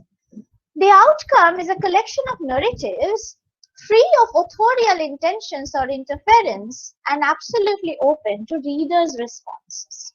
The short stories are left open-ended, as is the frame narrative. Readers are left to conjectures about the different eventualities emanating from these different narratives. Dye has successfully captured the dynamic, non-linear, digressive nature of the oral form by adeptly handling the memory quotient that drives these stories. She has delineated characters through a few master strokes while drawing parallels between generations, ethnicities, spaces, that is modern and rustic, territories, that is tribal and civilized, as time. Temsula Au, another writer from India's northeast, quotes N. Scott Momaday in her essay titled Writing Orality as saying that the oral tradition implies a separate and distinct order of reality, which is not concerned with an accurate representation of actuality, but with the realization of the imaginative experience. The ambiguity of the oral form might render it the status of inconstancy. Yet, when one attempts to write it down, it transforms the oral tradition through recollection, inclusion, inversion, and reinterpretation. She also talks about the local and universal literatures, where the fictitious settings of the local get transformed into some very relatable universal contexts. In this way, the meaning-making process also becomes an act of vindication of the very act of writing. While writing, by nature, threatens to terminate the very continuity of orality, its departures and digressions, it is the readers and their acts of meaning-making that renders orality sustenance and perpetuity. By writing the oral tradition of the Adis, Mamandai has attempted to produce a literary experience that is no longer limited to any particular geographical location. Rather, attains a universal significance as our readers begin to identify and empathize with the predicament of the people. In this manner, Dai takes on the role of a shaman, a rhapsodist, narrating the ageless, timeless stories of her people to the readers of the world, while also using a global language. Athiko Kaisi opines that cultural memory is a form of collective memory, in the sense that it is shared by a number of people, and that it conveys to these people a collective that is cultural identity. This cultural memory gets reflected through the collective memory of the generations-old oral narratives that Dai presents to us through her work. So does the legends also signify the death of the author and the birth of the reader? The legends of Pensam lets its reader take in all the pleasures of the text, making them not only sites of language's empire, but also connect the text with systems of meaning. That is not limited by the author's intentions. At the same time, Dai's own tribal post-colonial identity renders the narrative a depth of perception and truthfulness that helps create an alternative reading of history. In this way, she has given us a minutely woven tapestry of smaller tales and histories that is born out of the many voices from the oral and mnemonic traditions of the Adis. Thank you very much. Thank you, Sharnya, for such a wonderful presentation. It was nice hearing you. Now, let us move to some questions here. Thank you, Sharanya, for your wonderful presentation. Now, may I just ask you some questions? Please, of course. There has been some, some comments came in. Let me just read it out then first. Thought-provoking comparison with births. Okay, and another, yeah. Now the question is,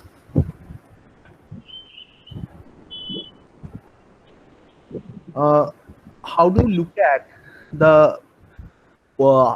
at the possibility in the text where post-colonial realities, intertwined with the identity formation of people in Pensam? How do you look at that? Well, that's actually interesting, and as I said, it was really very difficult because I started off with Barth's ideas about authors and authorship, and and also the very notion of orality history. But most of these thoughts that were used initially were propagated by Western thinkers or philosophers or historians. So, but then when we shift our focus, we come to and we consider the post-colonial identity, especially in a place like Pensam. Dai has actually given us this very unique perception because you see, the writer herself, she has risen to a particular status, I would say, through her westernized education, and her use of the very language, English, is itself, a very interesting kind of a medium, I would say. And then, but she talks about identities, she talks about, her narrator is constantly torn between these two emotions. There is this immense love and yearning to go back to her roots, but at the same time she is also very much aware of what needs to be done. In case of Nenem, who comes back to her roots in spite of the well, opportunity is a bad word, but then let's put it in quotes and say that in spite of the opportunity that she got to go out of her predicament, go out of this existence and live a better life perhaps, but she did not. She comes back, and and time and again we get to see the same thing. It is only in the last part of the novel, A Matter of Time, that we see that there is a kind of a, what should I say, there is a kind of a gloominess of sorts. What, however, is interesting is even in the middle of so much of gloom, there is jubilation. And these people, they don't want to come out of that jubilation, that sense of exhilaration. And that is the post-colonial and tribal identity, the marginalized identity that Dai perhaps is trying to evoke here. I don't know whether I have answered your question. Nicely. Now, However, you have spoken in great details about the non-linear temporality and all that in the writing. But still, I would like to know a little bit more about, the literary time, or if I may say so, a writerly time that is used in here, and possible response perhaps of the reader in terms of memory making process of an ecologically fragile nation. I'd like to clarify memory making or meaning making. Did you mean memory? Memory, yeah. Memory. Okay, okay. All right. So that's very complicated question. Let me first give it a thought. Your Well, comment on that, actually, it's not a question. I more of a also comment. went through the same text. I am just would like to see your comment, observation on that. It's not a question per se. It's a for Right. discussion purpose. Yeah. Actually, I mean, for let us see it this way. I mean, let us see it as a reader, and you may simply agree with what I say or disagree with me. As a reader, when I read Dai, and interestingly, that was the first text that I read, in this particular course. When I read her, the first thing about memory, and identity that struck me was how much of it is missing from what is known as the collective memory of this nation. That how little do we know about this, this particular space, geographical space. I'm not even including the political, the historical, the economic, the social aspects into it. I'm just talking about the geographical space. And I do remember what our instructor said after our presentations initially, that we only focused on these very the beauty of the place, tourism and things like that. We don't really know much about it, about the people there. And it is true, so basically, when we say memory making process, whose memory are we talking about? Are we talking about the memory of these people, the people about whom Dai is writing, or is it the memory of the nation? Because clearly there isn't much of it in the collective memory. So that is the kind of a, what should I say, problem area, I would say, in the text. Yeah. And actually, Sharanya, I mean that your thought on this remind me something that do us who look at it academically, do we really think it is a could be a historical material for analysis and history making process, that the Ural the very Ural essence of this zone. I mean, it's a little problematic. Even from your this observation, it emerged that I mean, it's little problematic to consider Ural things, Ural myths, etc., for a concrete history making. But then again, this bottom-up stories make for the veritable account for the past, which was. Yes, that's true. I mean, and that is there's this quotation that I pointed out. I don't remember, whether you remember it or not. Where our writes, no, not really our. Mohammed writes that he talks about this imaginative experience. So he mentions very clearly that you see, orality may not be historically correct. So if you're looking for accurate or accuracy through orality, you are looking at it from a wrong angle already, right? Absolutely. But orality gives us what is like that imaginative consciousness, isn't it? That the consciousness that Vidya ma'am was also talking about.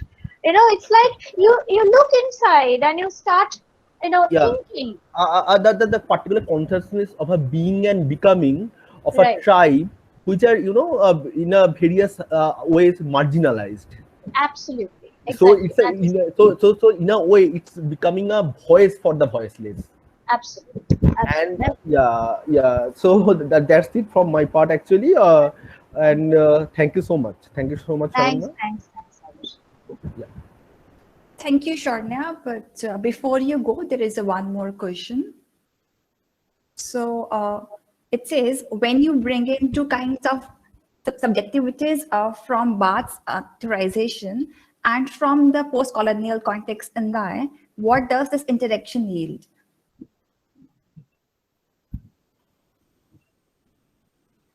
Okay, so when you bring in two kinds of subjectivities from Barth Barth's and and from the post-colonial context in post-colonial Thai. in Lai, right? Mhm. What does this interaction yields? Okay, so are we talking about unidimensional subjectivity, or are we talking about a very polydimensional, multidimensional subjectivity? That I think is the first question, because in my mind, Barth's notion of subjectivity, the way he, when he explored in his theory, and that was way back in the 60s. So that was a very unified, unidimensional subjectivity, perhaps very much rooted in the Western episteme. Whereas when we bring it to the post-colonial subjectivity, especially in the context of Dai, we are no longer talking about one kind of subjectivity, and that is true for any kind of post-colonial reading, not just in terms of subjectivity. So this multiplicity of subjectivity, or this multidimensional subjectivity, is really interesting, because Dai as an author, Dai as a representative of her community, and then the narrator, who is very much like Dai but is not Dai, and then we as the readers, there is this constant politics, and this interaction yields, as I think I have answered this question before already, this imaginative consciousness, that how much of it is lost on us, how much of the history is lost on us, and how much of it needs to be explored, because orality necessarily is about multiplicity of identities and multiplicity of voices. So I don't know whether I've answered the question, but yeah. Yes, thank you so much, Sharanya. Now we'll move to our next presenter, Atul. So Atul is a third-year BTech student from the Department of Mechanical Engineering at IIT Jodhpur, and he's interested in automobiles. Today, he will present the paper on Orality in Mamang Dai's The Legends of Bensam. Over to you, Atul.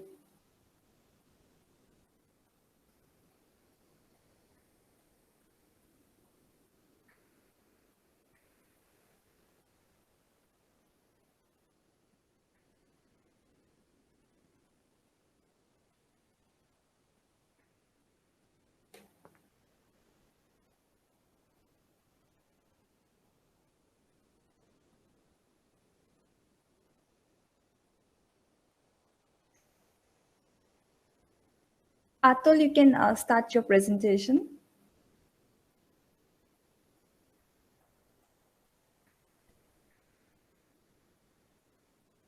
Sorry. Good afternoon, everyone. I am Atul Kumar from BTech third year. BTech third year. The title of my paper is Orality in Mamangtai, The Legends of Bensam. This paper aims to examine the literary use of oral tradition and its importance in Mamangtai novel, The Legends of Bensam. The main plot of the novel is about the character Hoksu, the boy who fell from the sky, and the novel depicts the impact and influence of oralism in Adi community through the stories and many other stories linked to it.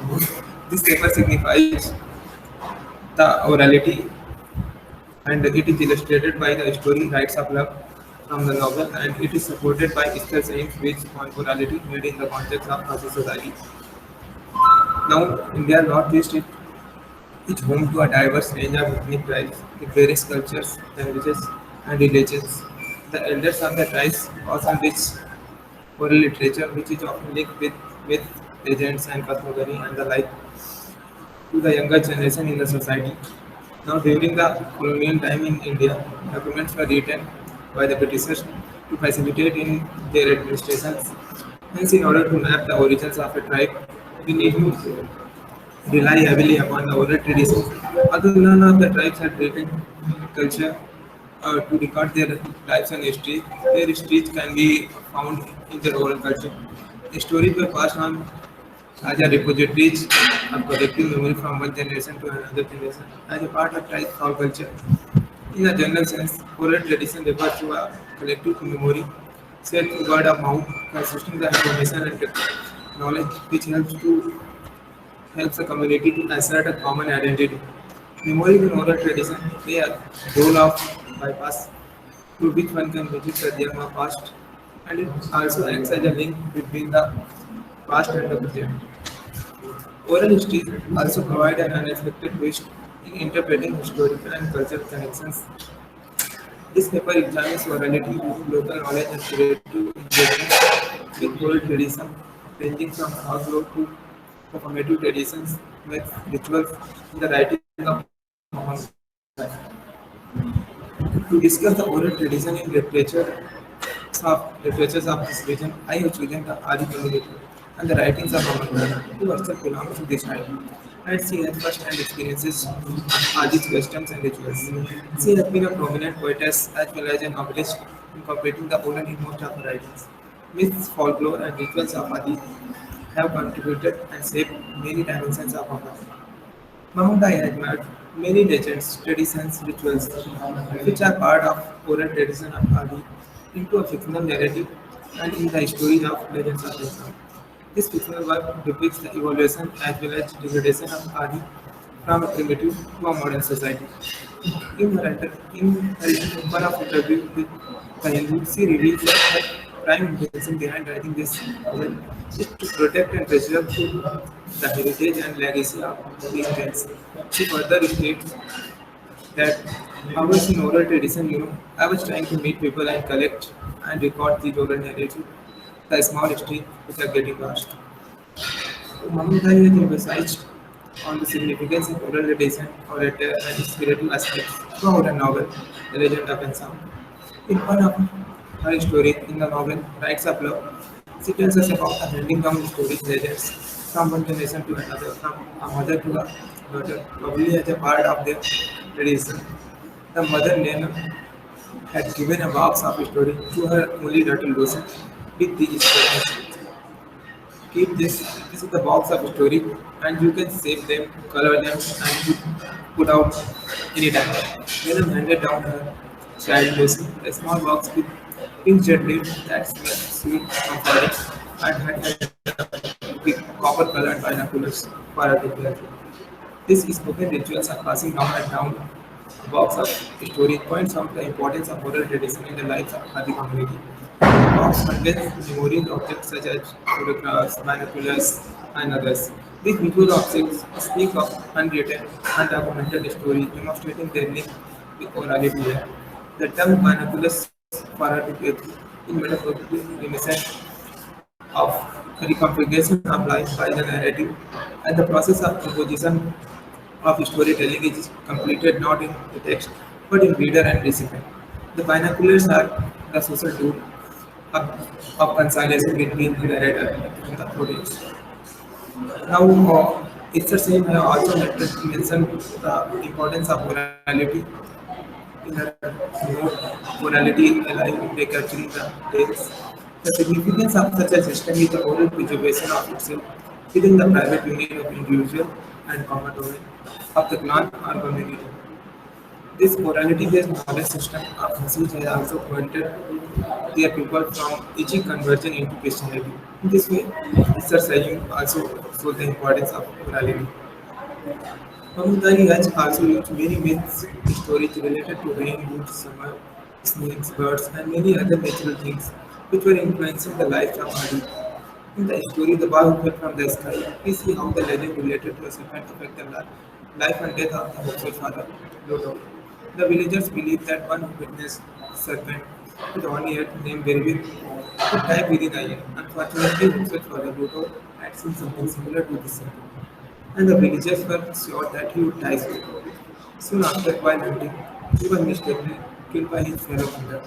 But the hunter escaped punishment of death and was only exiled in, in a forest for a month. This relaxation could be read in the light of people's belief in the serpent. In this way, we can see how the myths were reflecting the life of the community in the story of Mamanda. Now I'm going to conclude my paper. Mamanda has the oral tradition, oral literature, and memory of Adi in Bengali. And by writing about this oral culture, she tries to promote and preserve the creative culture and tradition of her tribe in the face of modernity. The rituals and legends depicted in the novel are either historical or based on folklore. She is acting as a representative of the culture or the informer, which who are writing and presenting the Aditya myth in a written form to the readers of future generations. In this way, the Smith River gave a voice to Adi literature, which had been silenced by the advent of print culture and modernization. Thank you very much. Now I am concluding the paper.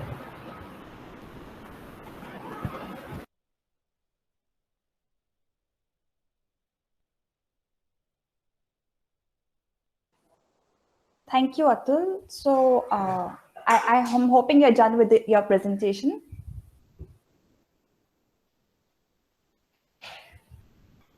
Yes, Atul? I am done with my presentation. If there is any kind of comment, questions, I am ready for it. Yes, right. So there is one question here. What is the role of memories in oral culture? So, as I have mentioned, the memory in oral culture plays a role of and interpret the realm of the past. So, in orality, the root of orality lies in the panel of memory. And through the memory, people construct their stories, and these stories are interpreted to their younger generations. And oral tradition is a collective memory, and it is forward from one generation to another. In this way, oral memories are interpreted in oral culture. Next. Okay, so there is another question. How Mamangdai is protecting and preserving the culture of Adi community? So, Mohammed has collected the oral literature of Adi community and saved them as different novels like The Legend of Insam and The Black Hill and many others. She has written the myths, rituals, customs of Adi community, and her fiction work gave a voice to Adi oral literature. In this way, we can see she is trying to promote and preserve the fading culture of her tribe. Okay, Atul. So there is one more question. How the tradition of giving a box of stories is concerned with orality, or how it is related with orality? So, I can say, handing down the thoughts from one generation to another depicts the sharing of memories filled in the photographs, which are in the box of the story. Like the box of storage is not the box of storage; is a metaphor used. The box contains photographs which have their own story, own memory, and these memories are related with oral culture. These memories objects speak the unwritten, undocumented stories which were uh, which were engaged in the box of story. So in this way, we can see how the box of story is related with orality. Okay, thank you so much, Atul. Yeah, thank you, Sukhpreet. Now I call our next presenter. He is Mahendra Singh Chaudhary. He's a third-year BTech student from the Department of CS and Engineering at IIT Jodhpur. His hobbies include playing cricket. And now he will present a paper on orality in Khasi community with reference to Esther Sanyam. So over to you, Mahendra.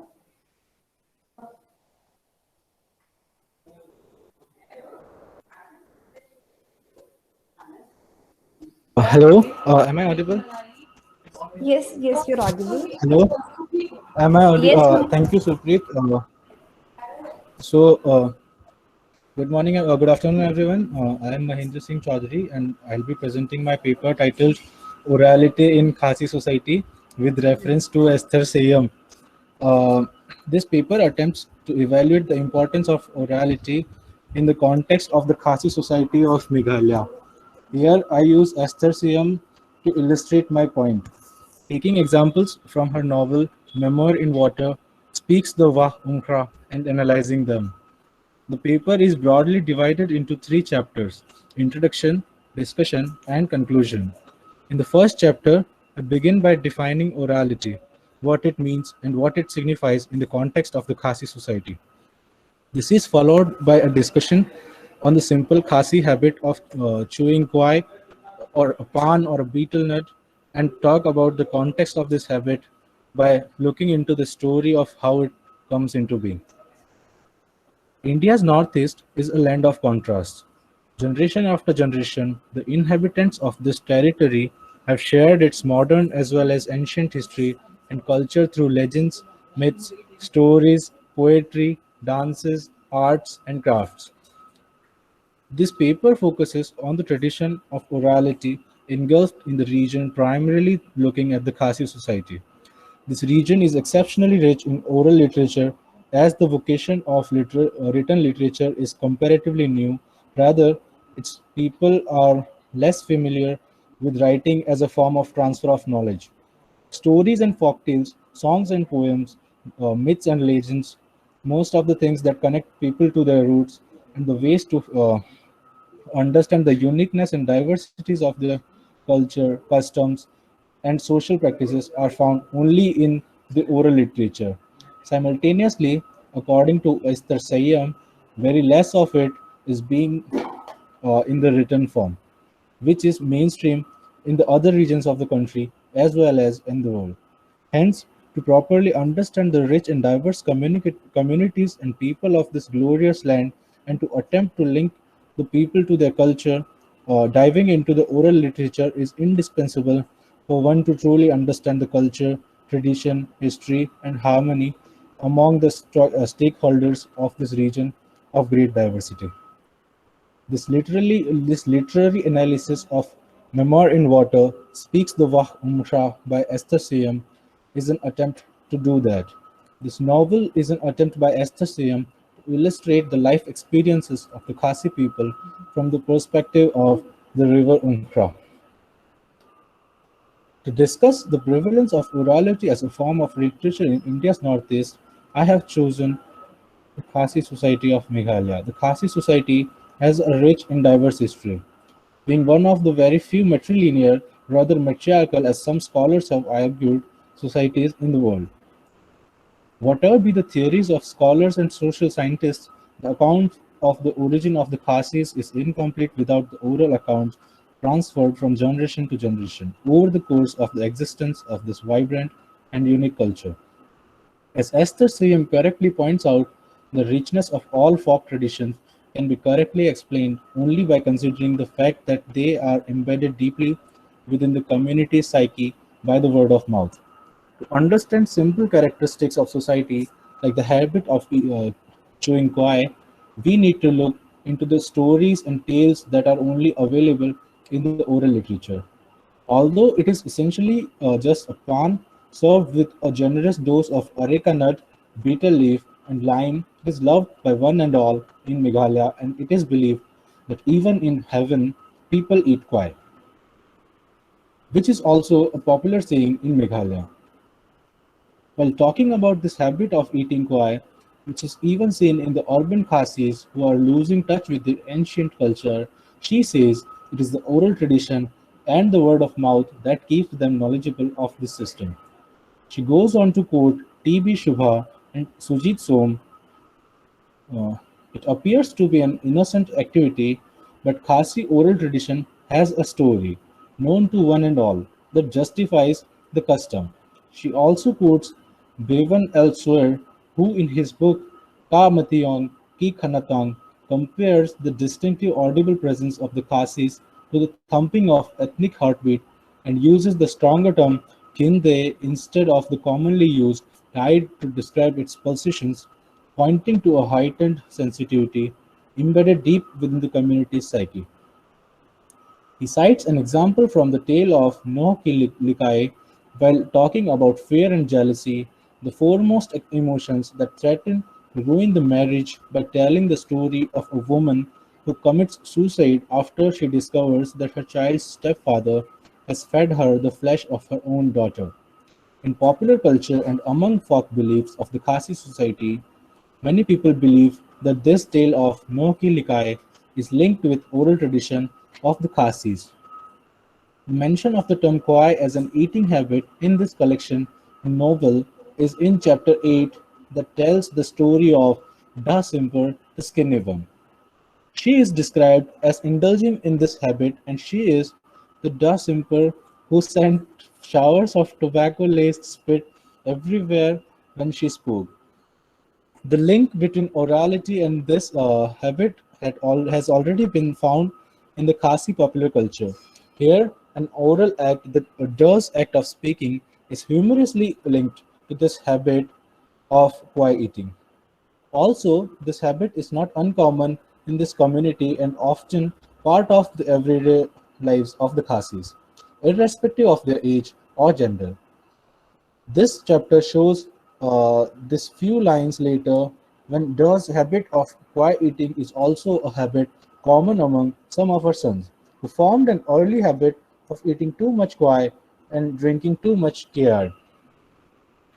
This gives a sense that quiet eating is an everyday habit among this community. In this story, there is also a mention of quiet eating as a habit for the main character, the woman, as she finds her child's fingers in the battle nut or quiet basket. To conclude the paper, I would like to take help of a popular saying, which goes as, "There was a time when God called together the people of the world in order to give them a written script of their own. And when faced with a river swollen with rain, the Khasi swallowed his written script, and hence the Khasis have never had a written manuscript of their own, and had to rely upon the spoken word." The novel Memoir in Water speaks the Wah Umkra by Esther Sayam is an apt illustration of orality being embedded in the Khasi culture, illustrated through their habit of quiet eating. It shows how the river is telling the stories of the people to the people is an obvious demonstration of orality intertwined in the Khasi culture, and the quiet eating habit becomes the connecting link. The stories and tales bring in the cultures, traditions, human concerns, and relationships and their fragility to focus. Keep the oral component of the literature aside, and we will have a near zero knowledge about the Khasi and their society, rather, the whole territory of the Northeast India. To this, I conclude my paper uh, and open the floor for questions. Thank you, Mahendra, for such a wonderful presentation. So there are a few questions for you. Can you elaborate more on how a memoir in water is a suitable illustration for orality?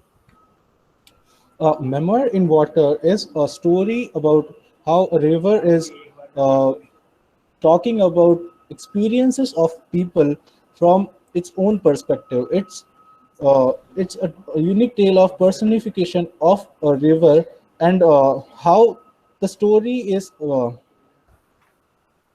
being circulated in the masses is through the oral literature only, by stories and folk tales, and not through any written scriptures. Thank you, Mahendra. There is another question. How is orality linked with Khasi society? Orality has been deeply embedded in the Khasi society, in its culture, in its like people, and in its customs and society as a whole.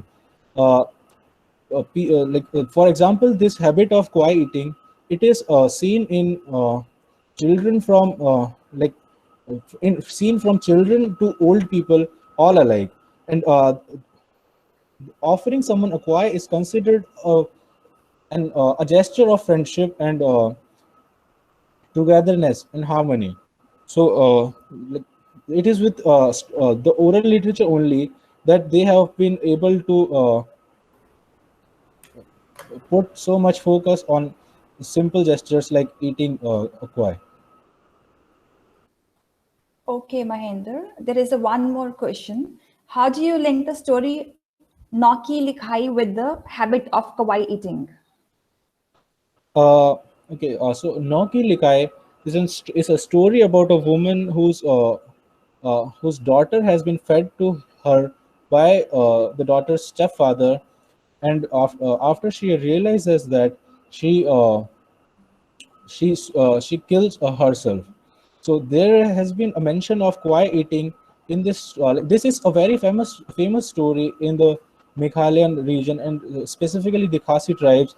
And the mention of the habit of kwai eating has been profoundly seen in the story No Kilikai. So that is how I have tried to link the story with the habit of kwai eating. All right. Thank you so much, Mahendra. Thank you for So there giving are me. no more questions. And with that, I'll move to the next presenter. So our last presenter today is Rajat. He's a third year BTech student from the Department of Bioscience and Bioengineering at IIT Jodhpur. His specialization is bioengineering. And today he will present on oral tradition in Mamangdai's the Legend of Pensam. Over to you, Rajat.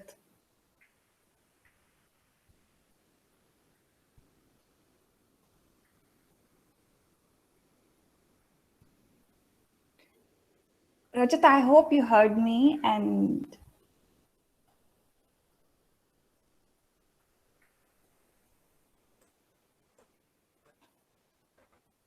Yes, ma'am. Hello. Am I audible? yes, Rajat, you're audible. Hello. Hello. Hello, Rajat, you're audible, and also we can see your Thank you. screen. Yes, ma'am.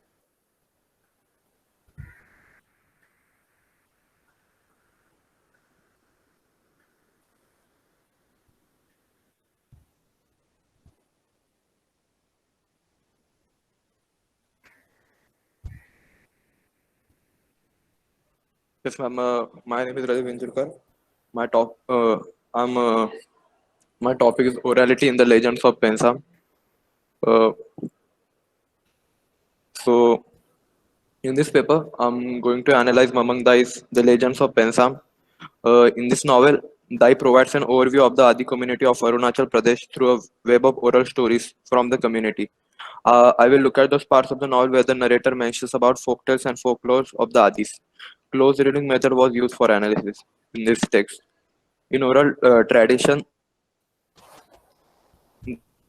the knowledge and the culture of communities storytelling.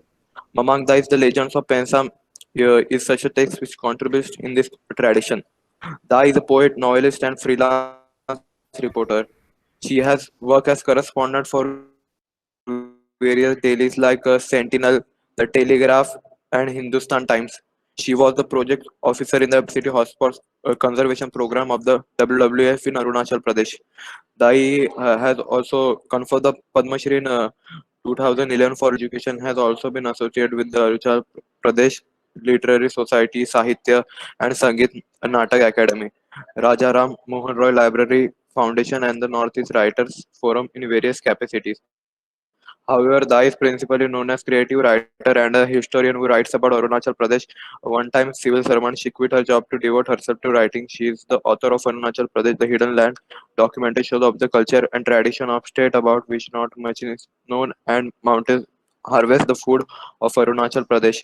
Her creative writing includes two novels, The Legends of Pensam and The Stupid Cupid, two volumes of poetry titled The River Poems and El Bellissimo del Tiempo, and two illustrated books of folktales for children titled Sky Queen and Once Upon a Moon Time.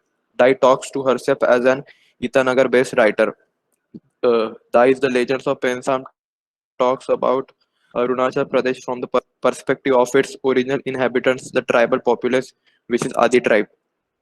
Pensam refers to tales of daughter returning to her roots, tales of tribes and their values and religions, tales of British who arrive in this secret country long before India's independence, and tales of the area's daughter who felt a sense of belonging to the region while welcoming the change that was to come. Even the creator of the world has a tale to tell. According to the Adi tribe, there was only chaos in the beginning, which means nothingness. Adi is a common term denoting the hillmen and it includes a number of groups. It may be applied to all the hill tribes around the Brahmaputra Valley. The Adi are concentrated in the east and west Siang district of Arunachal Pradesh. Mamangda uses the ancient myths and rich tribal folklore in a framework of past historical events and contemporary reality to express both the commonplace and mystic in nature and life. A description of the surroundings, the relationships, and the lives of people is lyrical and draws the reader into the story. Alive from the times of its origin through the appearance of the colonizers to the present day, which is understandable by easily because of its language. They can spread the title of the four sections and the stories within them are in lowercase. The conscious stylistic differentiation is probably meant to foreground the movement away from universality and towards interlegitimacy and fluidicity as suggested in the word pensum. Instead of single protagonists around whom the story of novel usually revolves, the focus here is on entire community, the Adis. This shift of focus from individual to community is also part of the same attempt to put context in an in-between space away from the myths, which are the standard interpretive apps of narrative fiction.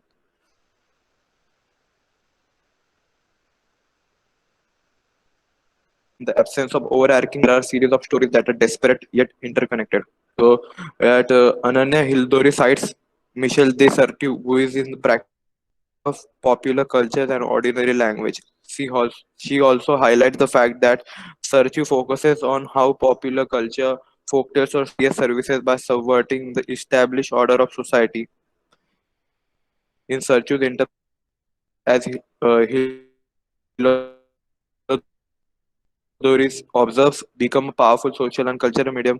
Hilodori links this Certeau with Dai's novel, and she shares the opinion that recorded or official historiography operates the strategies of instituted powers, where as the fabulous stories or folktales offer some tactics of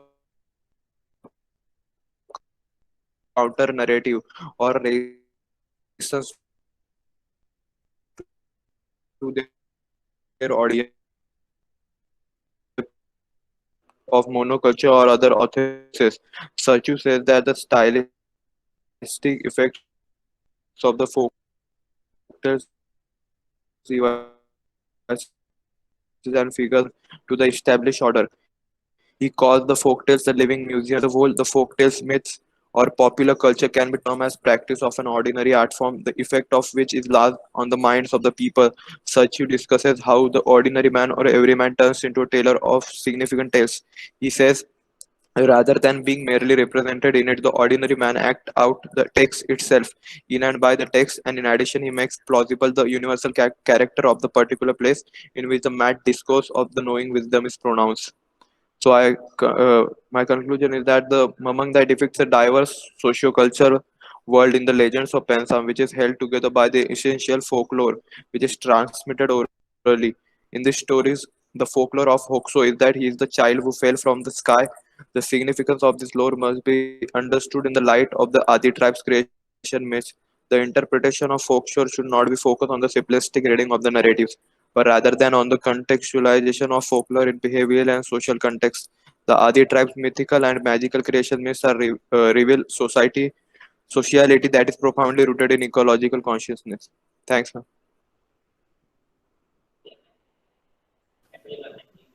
Thank you, Rajat.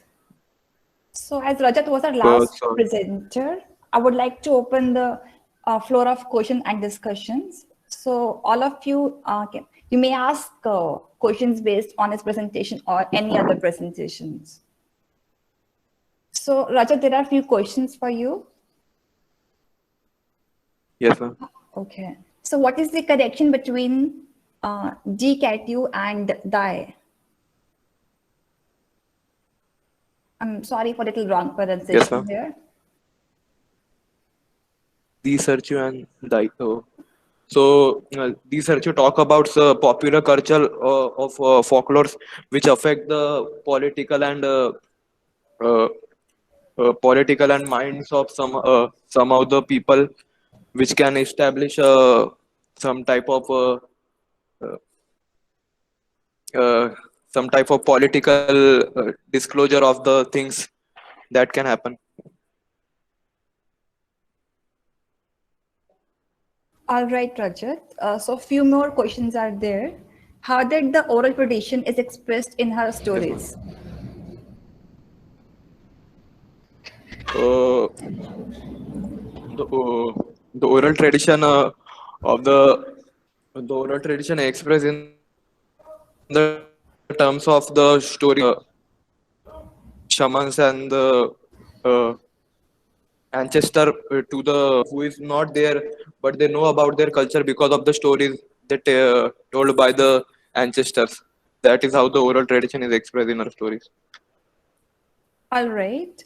There is a one more question. Please clarify the point. The absence of an overreaching narrative, focusing on the protagonist is also noticeable. Instead, there are series of stories that are disparate yet interconnected.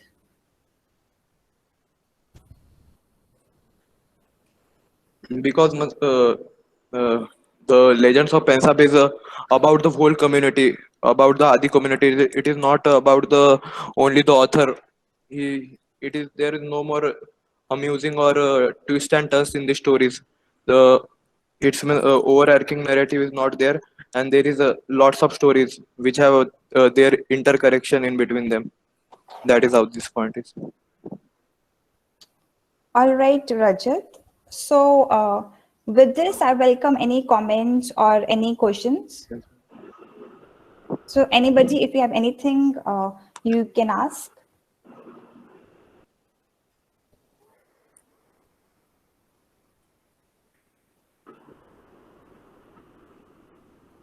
All right. So, as we are moving towards the end of our webinar, I would like to call Dr. Natasha Thardam here. Over to you, ma'am. Thank you, Supreet. So yeah, we have reached towards the end of this webinar, and yeah, I'm here to deliver the vote of thanks. So I will begin by thanking the director of IIT Jodhpur and the Department of Humanities and Social Sciences at IIT Jodhpur for giving us this institutional space and also allowing us to have this webinar in the virtual space. And I also thank Dr. Vidya Sarveshwaran for her stimulating keynote address. I also thank the student presenters, students of my course, for organizing this, webinar. Yeah. And yeah, at the end, I'd like to end this, this webinar with such, certain thoughts on how we were all, in this very troubled time of the pandemic. We all have come together to make a difference, to sort of spread a spirit of hope in this time of despair. And so, yeah, there is always a feeling of happiness, when we try to make a difference, or when we are making a difference. And I want to thank my dear students for their attentions and for allowing me to make a difference in their life, and vice versa, they making a difference in my life. And to the audiences too. And I hope that with an event such as this in such an uncertain time, we are able to make a difference. And on this note, I officially end the webinar organized by the students of the course Introduction to Literatures from India's Northeast. Thank you very much for watching us. Have a nice day.